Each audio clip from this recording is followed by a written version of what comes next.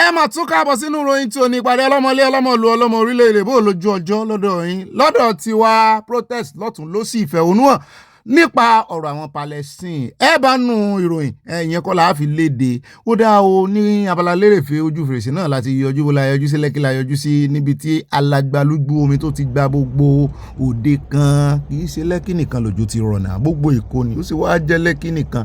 Lómi ti wá mú wọ́ọ̀lù dé òkè báyìí. Wọ́n ní just 4 hours rain. Wọ́n lòun ló dá nǹkan lẹ̀ báyìí o. Òun náà lẹ ti ń wo ìyá àgbègbè Lẹ́kí lẹ̀ ń wo yìí o. Mo kọ́kọ́ rò pé ṣé ibi yóò jìnnà sínú òkun ni wọ́n ní rárá wọ́n ló jìnnà díẹ̀ o. Wọ́n ló lọ fà gan-an ni. Wọ́n ní tí àwọn ará Lẹ́kí ń dojúkọ rẹ̀ mọ́ ni ògiri yóò ní pẹ́ wò. Ògiri tó ṣe rekete báyìí Ọlọ́run ló mọ bínú àwọn ilé tán kọ́ síbẹ̀ yóò ṣe rí. Bó wá ni omi ó sì máa wọnú ògiri. Ṣùgbọ́n àwọn aláṣẹ Èkó wọ́n ti ní flood flash ní o. Wọ́n ní ṣe bó ń ṣẹlẹ̀ lọ́dọ̀ tí a náà ń lo èbò. Wọ́n ní yóò tó wọ́ra rẹ̀ lọ wípé ká mọ́ sọ di bàbàrà. Mo ní ó lẹ́jà gbójú ká gbalé ṣáájú ẹ sáà mọ́ faradà ẹ jẹ́ kó ń bẹ́ẹ̀. Ìrìn àjò wa pọ̀ lónìí torí a sì ń lọ sọ́dọ̀ Natasha àjọ sílẹ̀kùn ọ́fíìsì rẹ̀ tájọ wọlé ní ṣùgbọ́n ká tó lọ ẹjẹ́ àdọ́dọ̀ Wike. Ọ̀rọ̀ ń já rìnrìn lórí Wike lónìí ẹ gbọ́ kúlẹ̀kúlẹ̀ ọ̀rọ̀ ó tún fi ẹ̀sùn kan ọ̀gá ológun mi ọlọ́pàá ló fẹ̀sùn kàn lánàá kó fẹ́ pa wọn. Ọ̀gá ológun ló fẹ̀sùn kàn lónìí o àmúkúlẹ̀kúlẹ̀ rẹ̀ bọ̀ wá fún yín ṣùgbọ́n a ní káfítóyin létí pé ọmọ rẹ̀ wọ́n pè sí bá lónìí ìkànnù àwọn ọmọ rẹ̀ tí wọ́n fẹ̀sùn kàn wípé ó ra lé fún nílùú èbó wọ́n ti pò náà sí bá ní Nàìjíríà orílẹ̀-èdè Nàìjíríà náà ti pè sí bá àwọn bàbá àwọn ọmọ tán pè sí bá lẹ̀ ń wò yìí o kì í sàn bàbá yìí náà pè sí bá o àwọn ọmọ wọn ṣùgbọ́n Wike náà wà lára àwọn tí wọ́n pè sí bá. ẹni ká jọ̀ǹpù ẹ̀ kí ló dé ẹ̀ ní báyọ̀ ẹ̀ ní kí ó dá ajá kù mẹ́ ó dá ọmọ tiwa náà sórí rẹ̀. Ìlàgùn wa ò ní já sásán lórí àwọn ọmọ wa owó onírú owó alátọwọ́ oníyọ̀ owó inú òrùn owó inú òtútù àwọn òkòwò jẹ́ ń tíya àkówó òlú jẹ abẹ́ẹ̀rí a sì lè ṣàlàyé ibi tá a ti rówó kì í ṣe pé wọ́n mọ̀ parọ́ pé ńlọ kan ló ra ilé fún ọmọ àwọn ilé tí ń lọ rà fọmọ rẹ̀ dà kó tó di kó ra tọmọ rẹ̀ ẹjá kó ń bẹ́ẹ̀ ẹjá sáré dé Burkina Faso níbi tá a ti gbọ́ tí wọ́n sọ wípé àti Burkina àti Mali àti Niger pé wọ́n ti yọwọ́ kílàńkó ara wọn kì í ṣe pé bóyá èèyàn kankan ló tì wọ́n dànù tàbí tó lé wọn wọ́n yọwọ́ kílàńkó ara wọn kúrò nínú àjọṣepọ̀ pẹ̀lú International Criminal Court. Wọ́n ní ẹ mọ́ pa wọ́n sí mọ́ bẹ́ẹ̀ bá ń lé gbogbo àwọn èèyàn mú tẹ́ ẹ fẹ́ mú ààrẹ orílẹ̀-èdè kan tẹ́ ẹ ní ẹ fẹ́ pèsè ẹjọ́ ẹ mọ̀ pé nǹkan wà fún nìyẹn bóyá tí wọ́n wá fẹ́ mú èèyàn kan èèyàn ńlá kan nílùú kan wọ́n á ní kí International Criminal Court kan bọ́n mú wọ́n ní àwọn ò bá yín lájọṣepọ̀ kankan mọ́ àwọn ò bá yín lọ́wọ́ sí mọ́ bọ́n bá ṣe anything nílùú àwọn ṣègbè àṣegbé ni àwọn sí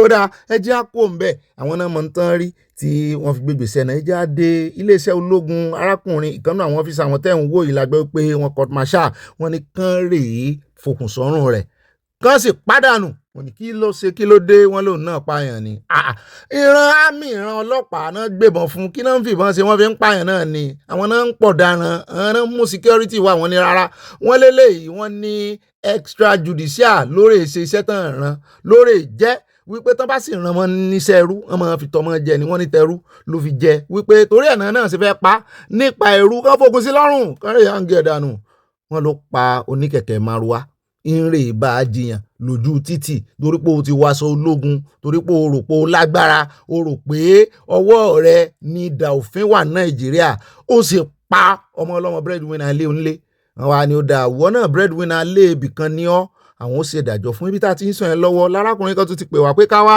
wò ó pé ṣé ìdájọ́ náà ní ká pe léyìí o mọ́tò àwọn ọlọ́pàá ó sì fúnra rẹ̀ àtàwọn tó wà nù rẹ̀ ó sì wá ara rẹ̀ dà sókun ó dànù ní bá ń gbàdúrà pé Ọlọ́run ní jẹ́ àdànù ẹ mọ̀ sàmì bí omi ìsanwó wọn ló dànù ó fọ́n ká bí omi ìsanwó ó sì ba gbogbo réèlù jẹ́ mú wá ní nínú gbogbo ọ̀rọ̀ yìí ó ba réèlù tó wà lára bíríìjì ó ló wá ń dun àwọn èèyàn tó gbé fídíò yìí síta wípé ó dun àwọn réèlì ló bàjẹ́ mo ní ẹ̀ tí ẹ̀ du ẹ̀mí wọn pé.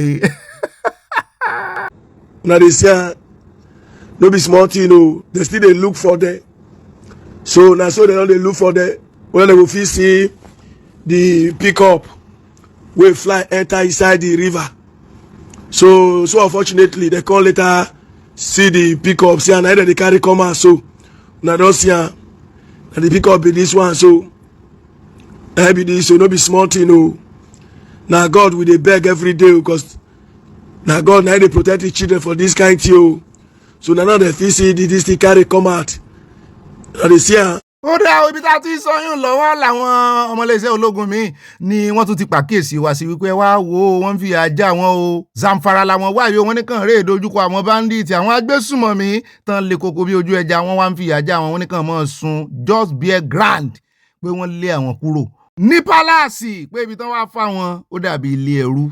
What is inside this hall? He chased all the soldiers out. This is Zamfara, one brigade camp. He came in, chased all the soldiers out, that they should go and sleep outside, where there are reptiles. As you can see now, these are soldiers' load, which he evacuated from the hall. Outside. Left an empty hall. And there are a lot of reptiles in this bush, in this outside. Some people were being stung by scorpion. These are soldiers living like refugees, which they are fighting for their father's land. Èmi kàn rò pé bóyá inú họ́ọ̀lù yẹn gan-an ní kan náà kó wọn sí àṣẹ láti inú họ́ọ̀lù tí ó sì nǹkan kan gan-an tó kó wọn sórí yẹ̀pẹ̀.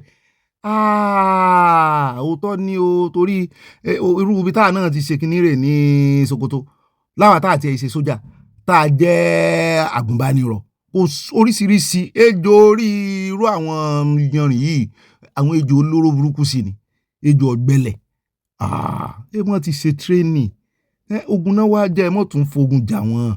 Ẹ jẹ́ kó ń bẹ́ o fún gbogbo ẹ̀yin intolerant ẹlẹ́sìn tẹ́ ẹ̀ mọ ọmọlàkejì tẹ́ ẹ̀ mọ ọmọ ìyá yín àfẹnití bá ń ṣẹ̀sìn yín nìkan lọ́mọ ìyá yín ẹ wá gbọ́ o mọ́sálásí kan rèé ní Dubai ní UAE tán ti sọ wípé orúkọ rẹ̀ á máa jẹ́ the Mosque of Mother of Jesus Christ Mosque. Mo gbé fúnra àbí Mother of Jesus Christ Mosque wọ́n forúkọ ìyá Jésù wọ́n fi pe mọ́sálásí ẹ̀yin wà ń bẹ̀ ẹ̀yin ranjú kiri ẹ̀yin onímọ̀lé ìmọ̀lílé ẹ̀yin alálàáfíà ẹ̀yin kọ́ là ń bá wí o ẹ̀yin náà fẹnu ẹ join wa kẹ́ ẹ jẹ́ apanupọ̀ ká bẹ́ràn wí ká lé wọn dànù. Ó lágbára gan bẹ́ẹ̀ bá dé bọ́ ṣe bá nǹkan jẹ́ ní Milan lónìí lọ́dọ̀ wa nítorí wípé wọ́n ń gbé sí Palestine lẹ́yìn kì í mọ̀ ṣe kékeré mo sì mọ̀ pé owó bá wọn. Eléyìí ló dífá fún Ọ̀gbẹ́ni Trump ó ń ṣe iṣẹ́ takuntakun lórí ọ̀rọ̀ religion torí òun gan ò gbà kó bẹ́sù bẹ́gbàrà rárá òun gan ń dá padà fún wọn tó bá gbé wá gbígbóná ní ń dá padà fún wọn. N ò sọ̀rọ̀ immigration o mi ò lóun náà mẹ́ẹ̀ o ṣùgbọ́n lórí ọ̀rọ̀ religion ó lọ sí London lẹ́nujọ́ mẹ́ta ó dárúkọ agbègbè kan bẹ́ẹ̀ ó ní mayor wọn ìyẹn mayor àwọn chairman. Ìkànnù wọn ó ní ó ti gba sàríà láàyè ń bẹ́ẹ̀ ó ní kì í ṣe UK tí àwọn mọ̀ lélẹ̀ ó ní eléyìí ó le koko pé wọ́n ń wora wọ́n ràn ó lélẹ̀ kì í ṣe UK UN ló ti sọ̀rọ̀ yìí kì í ṣe UK táwọn ọmọ ẹ̀ sì mọ̀ wípé ọ̀dọ̀ UK náà ti gbòmìnira nídìí èyí Jésù la mọ̀ wọ́n mọ́ in fact wọ́n ní nǹkan tí ẹ̀ ń ṣe fún wọn UK ní ìsìn ó kọjá àfẹnusọ ẹ kó àmúmọ́ra UK o wọ́n láwọn ò ní dá Trump lóhùn anyway wọ́n ní kórè ìmójútó kọ́ńtírì ẹ̀ bó bá wo oníkálukú ló lè ṣe ń kọ́ńtírì ẹ jẹ́ wá kó ń bẹ́ẹ̀ jẹ́ sáré gbọ́ ọ̀rọ̀ ìlẹ́nu VDM wọ́n fẹ̀sùn kan gómìnà Benue wọ́n ló kówó ribiribi lé mọ́tò mo ní sẹ́ ìṣòwò tí wọ́n kólẹ̀ lọ́jọ́ sí pé kán fi tún ayé àwọn tí wọ́n pa fámìlì wọn ṣe tán bandit ṣe ní ṣùtá. ṣùgbọ́n ìyẹn kọ́lá wá sọ àwọn ibi tó ti rówó àtìfẹ́mọ ṣọ́ọ̀ṣì owó rẹ̀ gómìnà ní owó pọ̀ lọ́wọ́ wọn àmọ́ tó fẹ́ fi adúrú mọ́tò yìí ṣe bó tiẹ̀ jẹ́ wípé àwọn mọ́tò tó ọ́dà ẹni tó ọ́dà mọ́tò lọ́wọ́ ẹ̀ tó jẹ́ dílà ló fẹ́ jó ẹ̀sùn dé ọ̀dọ̀ VDM tó ní kó jọ kó gbèjà ń jà VDM náà bá fọgbọ́n sí ó ní òun ò ní sọ nǹkan kan ṣùgbọ́n gbogbo ẹ̀rí lòun ó pòstì òun ò ní fẹ̀sùn kan gómìnà Benue wípé òun ò sì ní béèrè ibi tí ó ti rówó ra dúró mọ́tò yìí pé bó tiẹ̀ tún wá ra dúró mọ́tò yìí kọ́ ni òun fẹ́ sọ̀rọ̀ lé lórí mọ́tò yẹn mọ̀ wọ bíi mẹ́sàn-án gbogbo ẹ̀ mo ti lọ tún ká nínú fídíò 9 ní gbogbo mọ́tò yẹn ó sì bá dílà sọ̀rọ̀ ó náà lè rí gbogbo rìsíptì gbogbo bí wọ́n ṣe kọ invoice fún ó sì nìkan deliver wọ́n sì béèrè owó lọ́wọ́ rẹ̀ pé ẹ san owó bẹ́ẹ̀ tí ẹ san owó ẹ̀tàn ẹ san díẹ̀ nínú ẹ wọ́n ní rárá àwọn ò ní sàsánlẹ̀ ẹ deliver kàn tó fún yín lówó on delivery lọ́wọ́ ni ebi gómìnà ni wọ́n á sanwó òdìdí mẹ́sàn-án 2025 model gbogbo ẹ̀ rí mọ́tò yẹn ní ìsinyìí wọ́n tó tẹ̀léra wọn Toyota gbogbo ẹ̀ àsẹ̀yìnwá àsẹ̀yìnbọ̀ wọ́n deliver mọ́tò fídíò ibi tí wọ́n ti deliver mọ́tò tó ti ń kó mọ́tò lọlẹ̀ ń wò yìí ti rí ọmọ bọ̀ọ̀sì wà ń bẹ̀ 2025 ní gbogbo àwọn mọ́tò tẹ́ ń wò yìí wọ́n sì ní tuntun gbogbo wọn kì í sọ̀rọ̀ Tòkunbọ̀ olódà o tó bá jẹ́ tuntun ní Elizade ìlú yóò lọ wọ́n láìmọye dílà tó ń kó mọ́tò lọ́dọ̀ Elizade mo ní ó dáa o ìyún nǹkan la wá sọ wọ́n jọ ya picture arójú rẹ̀ pé lóòótọ́ òun ló ọ̀dà fún wọ́n sì deliver sí State House òun náà lè rí ibi tí wọ́n ti jọ ń ya picture papọ̀ ó gba mọ́tò lọ́wọ́ wọn wọ́n deliver wọ́n ya fídíò ọlọ́run ló tiẹ̀ láwọn yẹn ya fídíò ẹ máa ka mọ́tò yẹn ní èjì ẹ̀ta ẹ̀rin àrún ẹ̀fà èje ẹ̀jọ ẹ̀sán ló kángun sọ̀hún nígbà tí wọ́n wá ń dúró pé ó dáa á ti deliver ẹ fún wa lówó odidi gómìnà ní ẹ lè ṣe wàyò fún wa wọ́n ní wọ́n bá tún gbé nǹkan míì jáde wípé ó ní owó kan tó ń pè ní compulsory tender fee sẹ́yìn lẹ́ẹ̀sán fún wa àbí ọwọ́ wa lẹ́ẹ̀tì gbà wọ́n ní ẹ̀ẹ́sán fún ìjọba ni o owó kíni wọ́n ní bíjọba bá ti ra nǹkan lọ́wọ́ oníbàárà báwọn oníbàárà ni ó tún san compulsory tender fee 1%. Èló wá ní 1% 1.2 billion naira wọ́n ní 12 million. Èló wá lèrè tó wà lórí mọ́tò yìí wọ́n ní láì tí Ìgbòho wọ́n náà àwọn onímọ́tò dílà tán kó mọ́tò lọ wọ́n tún tọwọ́ bàpò wọ́n tún kó compulsory 12 million lẹ̀. Gbogbo receipt ẹlẹ́ ń wò yẹn wọ́n ní on the 20 náà wá kó mọ́tò yìí o náà deliver ìsọdọ̀ government on the 23 wọ́n ti kó síta wọ́n ti gbé sínú ìròyìn náà lẹ́ ń wò yìí wọ́n láwọn state assembly wọn náà pín fún. Speaker state assembly fún Benue níbi táwọn èèyàn ti ń kú lábẹ́ wọn o wọn náà ń ra mọ́tò òjò yìí o wọ́n ń pín mọ́tò fúnra wọn o ibẹ̀ ń kọ́ là ń lọ. Lọ́rọ̀ kan láì tí ì sanwó wọ́n ti pín 4 fún àwọn ọmọ ilé-ìgbìmọ̀ asòfin wọn ní Benue wọ́n ti pín 4 nínú mọ́tò mélòó la kàlẹ́ kí wọ́n ti ẹ̀ mọ́ iye wọn rántí wọ́n sá ti pín 4 ń bẹ̀ láì tí ì sanwó wọ́n ní ṣùgbọ́n wọ́n fún wọn gbogbo dọ́kúmẹ̀ntì tán lọ́ọ́ fi gbowó processing kankan wọ́n ní gbogbo ọ́fíìsì tán ní kan lọ accountant general office gbogbo ẹ̀ náà dé wọ́n ní ìgbà táwọn yẹn ó dé bẹ́ẹ̀ náà bá tún bá nǹkan mi wípé àwọn san compulsory 1% out of 1.2 billion 12 million náà ti kọ́lẹ̀ lẹ́yìn tó yẹ gbowó ẹ̀yìn ẹ̀wọ́n gbogbo owó mọ́tò tán ta lẹ́fẹ̀ẹ́ gbà tán ìkílódé wọ́n ní iye tán sì ń béèrè wọ́n ní kò wínrìn ó lẹ́sẹ̀ wá ra nǹkan tẹ́ẹ̀ ní kówó lẹ̀ ẹ̀yin lẹ́sìn sọ pé ẹ fẹ́ ṣèjọba kó dáa ṣe àlẹ́ swindle àwọn èèyàn ni àbí kí láàlẹ̀ ṣe báyìí àbí irú kí leléyìí ọmọ nífowó ṣe lọ́rọ̀ kan wọ́n ní eléyìí tó ní mọ́tò tí wàá gbé ọ̀rọ̀ ìsíta ẹ̀ wọ́n ní kọ́lọ́ mọ̀jẹ̀ kan fìyà ìjẹ́ mo ní mọ̀ọ́sẹ̀ Nàìjíríà nù. ẹ ń bá ìjọba ṣòwò yóò dúró re o àwọn báǹkì míì gbogbo wípé wọ́n ń pa báǹkì rẹ lọ́jọ́ sí àbáwọn báǹkì míì ń gbé wọn mì wọ́n ń take over wọn gómìnà tó ti jẹ lọ tán ti kó lórí oyè hàn náà fà á wọ́n jẹ gbèsè lẹ̀ bí ilẹ̀ bí ẹni jẹjẹ kó ń bẹ́ Ọlọ́run ó jẹ́ kán sanwó rẹ̀ fún un láì gba ẹ̀gúnjẹ torí ẹ̀gúnjẹ lèmi ka eléyìí sí. bẹ́ẹ̀ náà la sì tún fi ń rán gómìnà wọn létí ń bẹ̀ alias jọ̀ọ́ àwọn tó kú tán kú lọ rẹpẹtẹ àwọn fámìlì wọn tẹ́ ẹ̀ tí ìṣẹ́tù ẹ lọ ṣẹ́tù wọn àwọn ò ní ìdí mọ́tò bílíọ̀n wọ́n kàn ní ìdí kẹ́ ẹ ṣẹ́tù wọn kàn gbé ìgbé ayé gidi àgbẹ̀ ni wọ́n ẹ ṣẹ́tù wọn fún wọn security kan yé pa wọn mọ́ bẹ́ẹ̀ bá fún wọn lówó bẹ́ẹ̀ bá fún wọn nílégbèé ẹ fún wọn ní security Ọlọ́run ó dájọ́ yín o. ó yẹ ká question ara wa nígbà tá a ní Yorùbá ti exist láti 500 BC ó kù 100 ọdún tí wọ́n bí Jésù a sì ní Odùduwà sọ̀kalẹ̀ ní 11 tàbí 10th century almost 1700 years difference. àwọn òwe ni ara wà nílé Ifẹ̀ nígbà yẹn láti gbà yẹn ìtàn kan sọ bẹ́ẹ̀ mythology kan dẹ̀ sọ wípé Odùduwà dé ní 11 tàbí 12th century mythology kan sọ bẹ́ẹ̀ ó yẹ ká bira wa léèrè gbogbo 1700 years yẹn kí ni wọ́n fi ṣe àwọn wọn ní wà láyé ńgbà náà 1700 years láti 500 BC títí di 11th century kí ni ìran Yorùbá bàbá wa jẹ́ ń bẹ́ńdà yẹ kí ni wọ́n fi ṣe.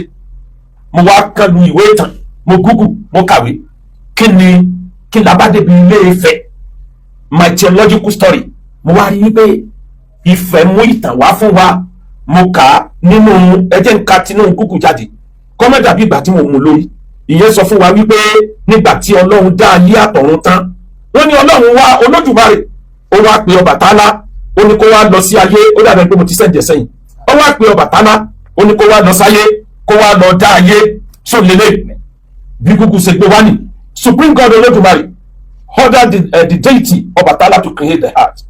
Ọbàtálá however got drunk from my wine. His younger brother Odùduwà seized the item of creation and descended from the heaven on a chain.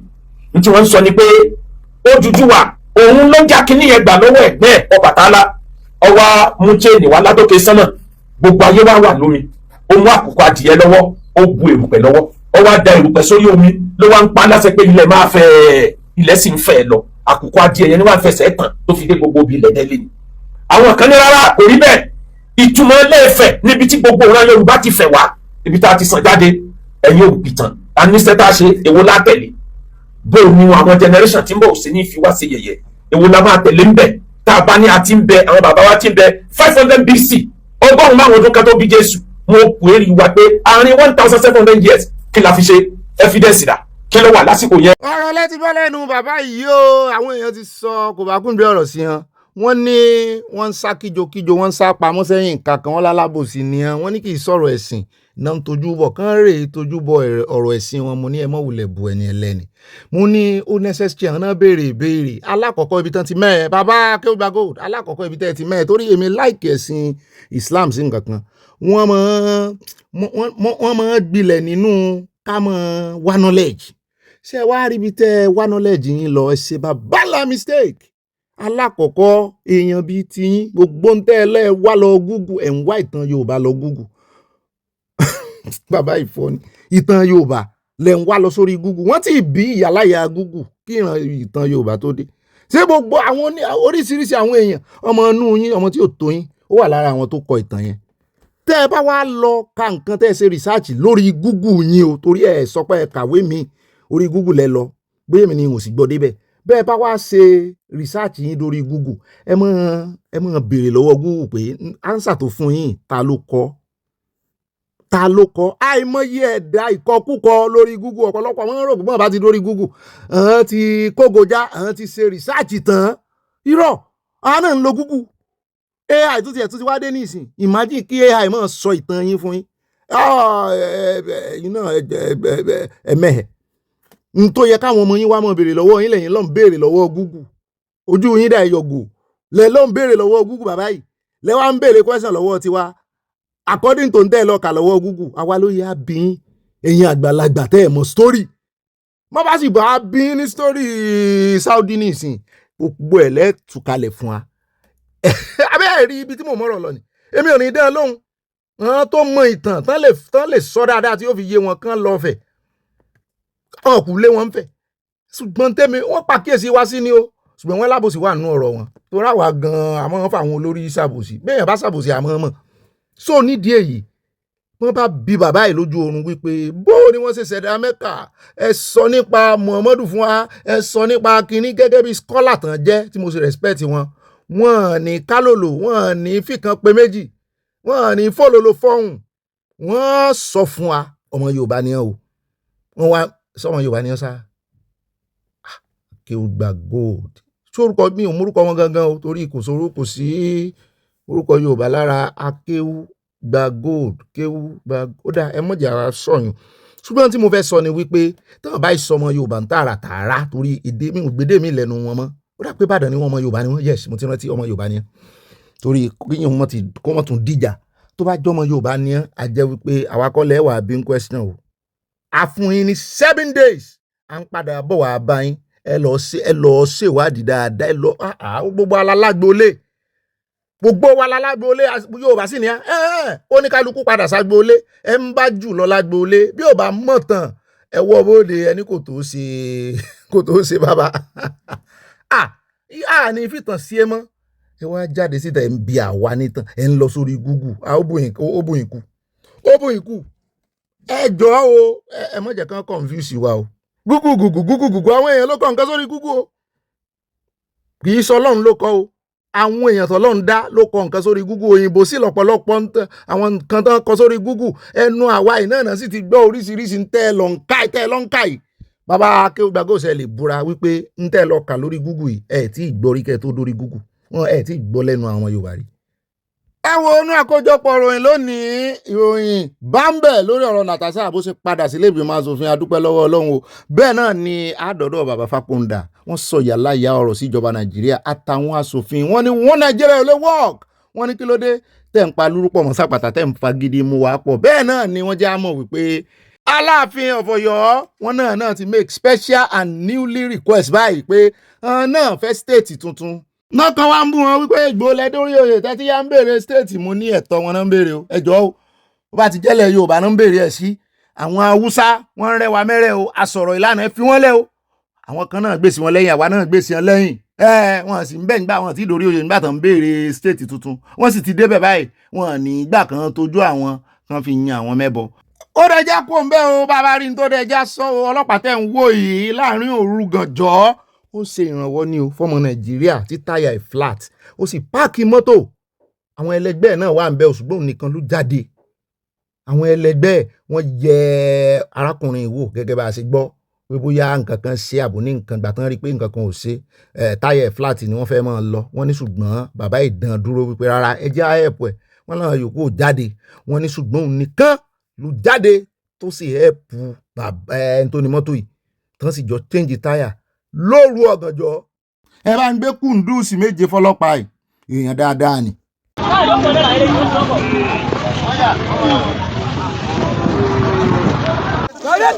ga ọ gba àwọn gbòòrò agbègbè Arégún àti Òkè Odò gbogbo àwọn gbèríko tó wà ń bẹ̀ gbogbo wọn ni wọ́n ti ń kó lọ wọn láwọn olè kan wọ́n ń jí màálù wọn kó wọ́n ń gbé mọ́tò àwọn ń jí màálù wọn kó gbogbo wọn ti parapọ̀ wọ́n ti ń kó nílùú báyìí bí má gbé yan gí gbádà mú nǹkan mọ́ra wọn gbèríko yẹn.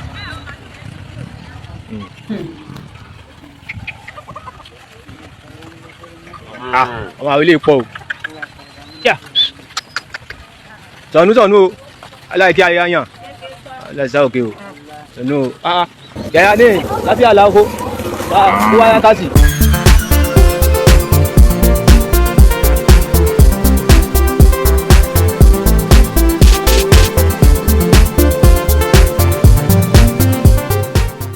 mo ti fi Olúwa ṣe gbẹ́kẹ̀lé mi. Mo ti fi Olúwa ṣe gbẹ́kẹ̀lé mi, ìgbẹ́kẹ̀lé Olúwa kì í yẹ̀ o rárá. Ìgbẹ́kẹ̀lé Olúwa kì í yẹ̀ o rárá. Ó yá ta ló gbójúlé? Jésù ni mo gbójúlé. Ta ni wọ́n gbójúlé? Gbogbo ohun tó bá gbójúlé ni kó dárúkọ kò dìjà. Jésù lèmi gbójúlé. Àtọ́farati bí òkè ni mo gbójúlé. Àtọ́farati bí òkè ni mo gbójúlé. Gbẹ́kẹ̀lé Olúwa kì í yẹ̀ o rárá. Gbẹ́kẹ̀lé Olúwa kì í yẹ̀ o rárá. Torí bẹ́ẹ̀ àti bí Olúwa ṣe gbẹ́kẹ̀lé wa. Orí bàbá wa Ebenezer Obey la fi wọlé. Àti bí Olúwa ṣe gbẹ́kẹ̀lé wa, ìgbẹ́kẹ̀lé Olúwa kì í yẹ̀ o rárá. Ẹja mi lè mọ̀ ó yá sọ pé ire tèmi kò máa ní kọjá mi, ire tiẹ̀ kò máa ní kọjá ẹ̀, ire tí gbogbo wa nínú ìdílé aláyọ̀ kò ní kọjá wa. Ó yá ọ̀rọ̀ àkóbá bàbá má jẹ́ kárí Dọ́lápọ̀ Wilkins, ọ̀rọ̀ àdábá bàbá má jẹ́ kórí Modinat, ọ̀rọ̀ àdábá Solomon Modinat, ọ̀rọ̀ àdábá bàbá má jẹ́ kórí orí ọlá oris bàbá mi, ọ̀rọ̀ àkóbá ọlọ́run má jẹ́ kárí wọ́n ní kọ́bọ̀ sàmí lọ́jọ́ sí ó ń ṣe fàárẹ̀. Gbogbo ẹ̀ tí ń dárúkọ yìí náà mọ̀ sàmí o bó ṣe wá sórí mi mò ń sẹ́ dárúkọ wọn o. ọ̀rọ̀ àkóbá bàbá má jẹ́ kárí torí wọ́n ní kọ́bọ̀ sàmí lọ́jọ́ sí ó ń ṣe fàárẹ̀. wọ́n ní kọ́bọ̀ sàmí lọ́jọ́ sí ó ń ṣe fàárẹ̀. oṣù dúdùn oṣù kíkan oṣù ọ̀pọ̀ ó tún wá solómi ṣòròrò. àìmásìkò ló ń dààmú ẹ̀dá o, ọ̀rọ̀ wa lọ́wọ́ Olúwa ló wà. pẹ́pẹ́rẹ́pẹ́rẹ́pẹ́rẹ́. ire ò ní kọjá wa wọ́n lèmi ní ibà afẹnutagìtà mo tún ti dé sí lọ́rùn mo dé sáàrin yìí inú mi mọ̀ ń dùn tí n bá ti dé orí ìkànnì aláyọ̀ yìí torí mọ̀ pé gbogbo àwọn tọ́lọ́run fi tèmi tó fi mí tì láàjọ pàdé ara wa tọrọ wa yẹra wa bó lójú ọjọ́ só ń lọ bá sí kọ̀wé rẹ̀ só ń gbójú ọwọ́ o. adúpẹ́ lọ́wọ́ Ọlọ́run ọba àjọkẹ́ ayé ọba àṣẹdá ọ̀run ọlọ́bọ̀rọ̀ tí ń yọ ọmọ ẹ̀nú ọ̀fìn létí gbóǹgbàrò ìyá abẹ́ amọ̀ bọ̀jà gbọ́ọ̀rọ̀ ògbèjà kẹrù ogun níjà aṣáájú ogun lálọ́ akẹ́yìn ogun lábọ̀ bá mi àgbàlagbà oyè nìkan lójú ọ̀rẹ́kù tó ju ọ̀rẹ́kù lọ. mò ń wo Ọ̀gbẹ́ni tó pera rẹ̀ ní wòlíì lánàá tó lò ní ọ̀rẹ́kù òun sọ̀rọ̀ òun ti rèsì èèyàn òun ti sọ èèyàn di èèyàn ńlá ó sì sọ gbọ́ àwọn ará ṣọ́ọ̀ṣì rẹ̀ di èèyàn ńlá pápápá. ara àwọn tó sọ di èèyàn ńlá nínú ọ̀rọ̀ rẹ̀ náà ló tún fẹ́ fọwọ́ ara rẹ̀ fà wálẹ̀ pé òun ní agbára ó ń ṣe bí Ọlọ́run ẹ̀ ń bá ti dúró sípò Ọlọ́run ipò tí ò sí tó ń ṣe bí Ọlọ́run ó ti kú kó tó kù, ó ti kú kò tí ì mọ̀ ni, tó pé ara ẹ̀ prophet lánàá yẹn ó ti ṣègbè dànù kò tí ì mọ̀ ni, torí Ọlọ́run ni wọ́n sọ̀rọ̀ bí ṣe ń sọ̀rọ̀. Ọlọ́run nìkan ló lè mẹ́kì èèyàn, Ọlọ́run nìkan ló lè sọ wípé máa fa físà rẹ wálẹ̀, ìwọ ọ̀rẹ́ kù. Ta ló sọ di ọ̀rẹ́ kù? Ta ló tọ́ tí wọ́n lé orí ìran báyìí tí Ọlọ́run ò ní òun ò tún ní gbàbẹ̀ ń yọmọ́? Gangan ni mo sọ anybody tó bá ti fẹ́ gba ipò rẹ̀ dèké á sọ wọ́n di wòlíì èké, tí wòlíì tẹ́ ti mọ̀ pé wọ́n ríran dáadáa jẹ́ bí idán ni, tí ó fa àyà tí ó sì rí bẹ́ẹ̀. Ọlọ́run ó sì tún ni yóò sì gbọ̀nà ẹ̀bùrú mi, yóò wà rí ìmọ̀ sunkún sọ́lọ́run lọ́rùn, ìwọ ló ní lọ sọ. Wòlíì tí ò bá mọ àyè rẹ̀ yàtọ̀ sí àyè Ọlọ́run, wọ́n ránṣẹ́ ni, ìránṣẹ́ ni ọ́, wọ́n á palẹ̀ ọmọ rẹ tí ìwọ ló fún visa, ìwọ bóyá gan ló ń gán kò nù Nàìjíríà rí ọ̀pọ̀lọpọ̀ wọn. Èèyàn Ọlọ́run tẹ́ ẹ bá rí èèyàn Ọlọ́run gidi ni ó sọ fún ohun tójú tó náà rí nígbà tó ń fẹ́ gba visa. Mo mọ pásítọ̀ kan tá a súnmọ́ra báyìí, bí ẹ̀mẹjọ náà dìnnà ẹ̀ kò tó rí visa gbà, ó sì ń gbàdúrà fáwọn ọmọ ìjọ kírù yín wá jáde kó mọ̀ pé rẹ̀ lọ́rẹ́ kù pé òun ló ń fún wọn ní visa, òun lè nìkan gbà padà tó ń gan òsì tí ì ní. Ọ̀rọ̀ ẹ̀sìn wọn ti bà nǹkan jẹ́ Nàìjíríà o. Ẹ gbọ́ dẹ́nkúdẹ́nkú ọ̀rọ̀ lónìí o, nílé ìgbìmọ̀ aṣòfin ọ̀rọ̀ ẹ̀sìn náà ti jáwọ̀, wọ́n ti lọ́ ogun ẹ̀pọ̀, ó ti lọ́jú pọ̀. Ẹ̀jẹ̀ kọ́kọ́ kíra mi àti dúpẹ́ lọ́wọ́ Ọlọ́run, mo dúpẹ́ lọ́wọ́ tẹ̀yin náà, bẹ́ẹ̀ náà ni ẹ̀jẹ̀ ń kíra mi náà kí n dúpẹ́ lọ́wọ́ ara mi. Ìbàròyìn náà ní bá dùn débẹ̀ bá rìn gírígírí tí kú mi àti kú mi ò ní pẹ́ kó mọ̀ di pé ojoojúmọ́ la mọ̀ rìpíìtì kìíní, ṣùgbọ́n oyè tẹ́ fi mí jẹ kó lè gùn mí náà nítorí gbogbo oyè tẹ́ fi mí jẹ ló ní mínì, ó sì ní sẹ́nu ní action, kíkàn ṣe pé àwa kàn ń fẹnu jẹ́ kí ibà gbé wọn débẹ̀ àǹdẹ Ọlọ́run gbé wa débẹ̀. Ibà kanjú abẹ́ ń kó lórí ìròyìn, gbogbo ìròyìn bíi òtítọ́ àtòdodo, gbogbo ìròyìn táwa ń gbé lórí òtítọ́ àtòdodo ní ibà lọ tààràtààrà níwájú olótìtọ́ àtòdodo. Bẹ́ẹ̀ náà ni bá ṣe ń ṣe nù, tó bá sì ti kan àwọn oní àìdáìdá àwọn náà ṣe kíni àpàjù kíní dà fún wọn. Àyíníke versus àyínípadà ni ibà rìn gínìgínní sẹ́mi òrìn gínìgínní ni èmi náà níbà lè jẹ́ lèbà rìpọ̀tẹ́lì àwọn òtẹ́nu àbùkù báyàn bíi bẹ́ẹ̀ náà ní ibà kọ̀ǹfàmù èkó tó sẹ́ndì ẹ̀bí ròyìn ti wá ṣe gbogbo oyè tẹ́ fi mí jẹ́ ibà fẹnu tagìtà ibà fi òtítọ́ fọ́lé onírọ́ gbogbo ẹ̀ náà là ń jẹ́, ṣùgbọ́n ká mọ̀ repeat kó mọ̀ di repetition. Ó dá mo kí yín káàbọ̀ lẹ́ẹ̀kan sí gbogbo ilé ìtẹ́ bá pàdé inú abala lérèfé, ó ti di àfisẹ́yìn tèkún fi sọ́jú fèrèsé láti yọjú á ṣe kóyákóyá kómọ́ ànímọ̀ fi falẹ̀ mọ́. Bẹ́ẹ̀ náà ni gẹ́gẹ́ bí ìyá wa Grace olùsòtọ́ ti sọ, wọ́n ní ká tètè mọ́ ju ìròyìn yẹn àti ẹ̀dúró de kí wọ́n fa owó aago sẹ́yìn tàbí kan yí time. Ó sì di October kan tó change time, àwa ti change ẹ̀ sí àti ń jẹ́ kóyá. Ó dá o, alákọ̀ọ́kọ́ nú abala àkórí ìròyìn bí láti mọ́ dami tútù wájú tá ti tẹ̀lẹ̀ tútù, ẹ jẹ́ àlọ́ tààràtààrà lórí ọ̀rọ̀ Wike náà ni àní mẹ́nu kò ń bẹ̀. Kì í ṣe èèyàn kan ní Wike fẹ̀sùn kàn pòpá àwọn o lánàá Ọlọ́run vindicate Kẹ́mi Badenoch. Wọ́n sọ̀rọ̀ kò bá kún gbèsè Kẹ́mi, kò sí ní tàn sọ fún ń ba Nàìjíríà jẹ́, ó ń ṣe kinní kan ọlọ́pàá jí bàtà àbúrò rẹ̀ ó dá ara bàtà míì fún ìkan náà gbéra ó gba UK lọ, ó wá dírẹ́sì ẹ̀ ó rè dìlíbà bàtà fún. Mo ní ẹ̀gọ́ lélẹ́yìí sọmọ Nàìjíríà náà sì lélẹ́ àwọn ránṣẹ́, ẹ wá wò lẹ́nu ara wọn náà nìkan nù wọn náà tí máa gbóhùn sókè gidi pẹ̀lú ohùn rẹ̀ bí ohùn kọ̀ọ̀kan náà tó sì jẹ́ ohun gangan ni mayor ní Àbújá. Òun ló wá fẹ̀sùn kàn ìkànnì àwọn ọlọ́pàá, bó bá sì bá ojú ó bá imú tí ọlọ́pàá Nàìjíríà apààyàn ní ìtumọ̀ tó ń sọ lánàá nìyẹn, simple as ABC. Ó sì mú ìkan ṣoṣo nú wọn, ó sì ní ọlọ́pàá yẹn apààyàn ló tún wá kó ń bẹ́ẹ̀ tó ní ọ̀dọ̀ army ló lọ lórí ọ̀rọ̀ election náà ni ó. Ṣùgbọ́n wọ́n ti tú àṣírí Wike torí arákùnrin army yẹn ọ́fíìsà yẹn jáde, wọ́n lòun náà sì wà nù sáfíìsì ní ìṣẹ́ NSA ní bá ṣiṣẹ́ ní Ìbàdàn pé how many billion náà bàbá nínú àkójọpọ̀ ròyìn àmọye bílíọ̀nù tó ní Wike fi lọ́hún pé kò ń da ìbòrú kò ń yí ojú ìbò padà. Wọ́n wá ló ti gbìyànjú láti lé wọn kúrò nù iṣẹ́, ó ti lo gbogbo connection tó ní, ṣùgbọ́n àwọn ọ̀gá ológun mòótọ́ wọ́n lọ́gá ọlọ́pàá náà mòótọ́. Ẹgbẹ́ ta wá ló yẹ kán pariwo lé lórí jù nínú Wike àti Badenoch. Badenoch àwọn èèyàn rẹ̀ lẹ́sìpírẹ́ǹsì pẹ̀lú ọlọ́pàá, ṣùgbọ́n Wike tó lọ́wọ́ àpààyàn lọ́lọ́pàá ọ̀pọ̀lọpàá Nàìjíríà ó gba àwọn aráàlú òyìnbó náà ń fetí sí gbogbo tí ń ṣẹlẹ̀. Arákùnrin ọ́fíìsà ológun ọ̀gá ológun ni tó fẹ̀sùn kàn mú bàbá fún lónìí ìdáhùn tí yóò fi dáhùn àti ibi tí fi Wike tó ti fẹ̀sùn kàn. Bàbá kò ń bẹ̀ tán à ń lọ sí orílẹ̀-èdè Amẹ́ríkà ní New York, UN ti ń lọ káàkiri àgbáyé lọ́dọ̀ wa náà. Tẹ́ ẹ bá rí bí wọ́n ṣe ń ṣe ìfẹ̀hónúhàn tán ń gbèsè yín Palestine bàbá ro ọ̀rọ̀ Israel dáadáa ó yẹ kàn náà ti jẹ́ kó mú mi lóòótọ́ àwọn tí ń gbèsè àwọn Hamas tán ń dá wàhálà alẹ́ láàrin Palestine Gaza àti Israel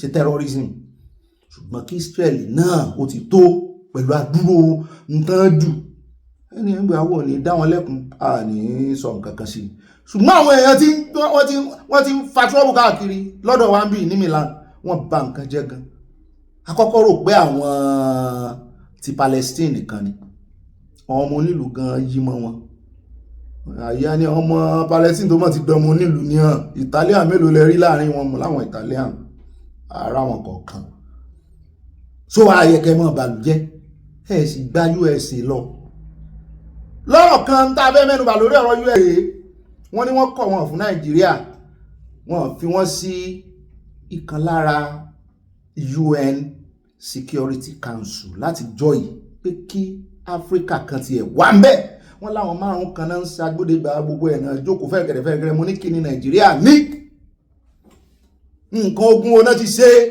wọ́n ní ṣe mi rántí ẹ kó mọ̀ bí wọ́n ti ẹ̀ ṣe nǹkan ogun pé Nàìjíríà gbìyànjú ní Liberia wọ́n gbìyànjú láfíríkà pé mọ̀ bá ti ẹ̀ rí èèyàn kankan mú kán mú èèyàn kan mo sì mọ̀ pé láàrin South Africa àti Nàìjíríà ó yẹ kán rí èèyàn kan mú kí ló wá dé wọ́n ní bóyá ara tí ààrẹ Tinubu ò fi lọ nìyẹn alálàyé lórí ẹ̀ à ń bọ̀ ẹni tí ó gbé wa débẹ̀ tán fẹnu sí ìdí tó fi rí bẹ́ẹ̀ à ń bọ̀ bẹ́ẹ̀ lónìí náà ni kò ní dọ́là bábá kó ń bẹ̀ tán á da Àbújá níbi tá a ti bọ́ tán ní àwọn aláṣẹ Àbújá wọ́n ń wọnú gbé wọ́n wọnú jù wọ́n kàn clear bush wọ́n ń gé igi ń wọlé lórí ara wọn ní kí ló dé kí ló ṣẹlẹ̀ igi ló ṣẹ̀yìn ni wọ́n ní ibùbá àwọn ajínigbé kófìrí wọ́n ń bì ó sì gbà tán bá wo gbogbo igi tán clear bush mu ni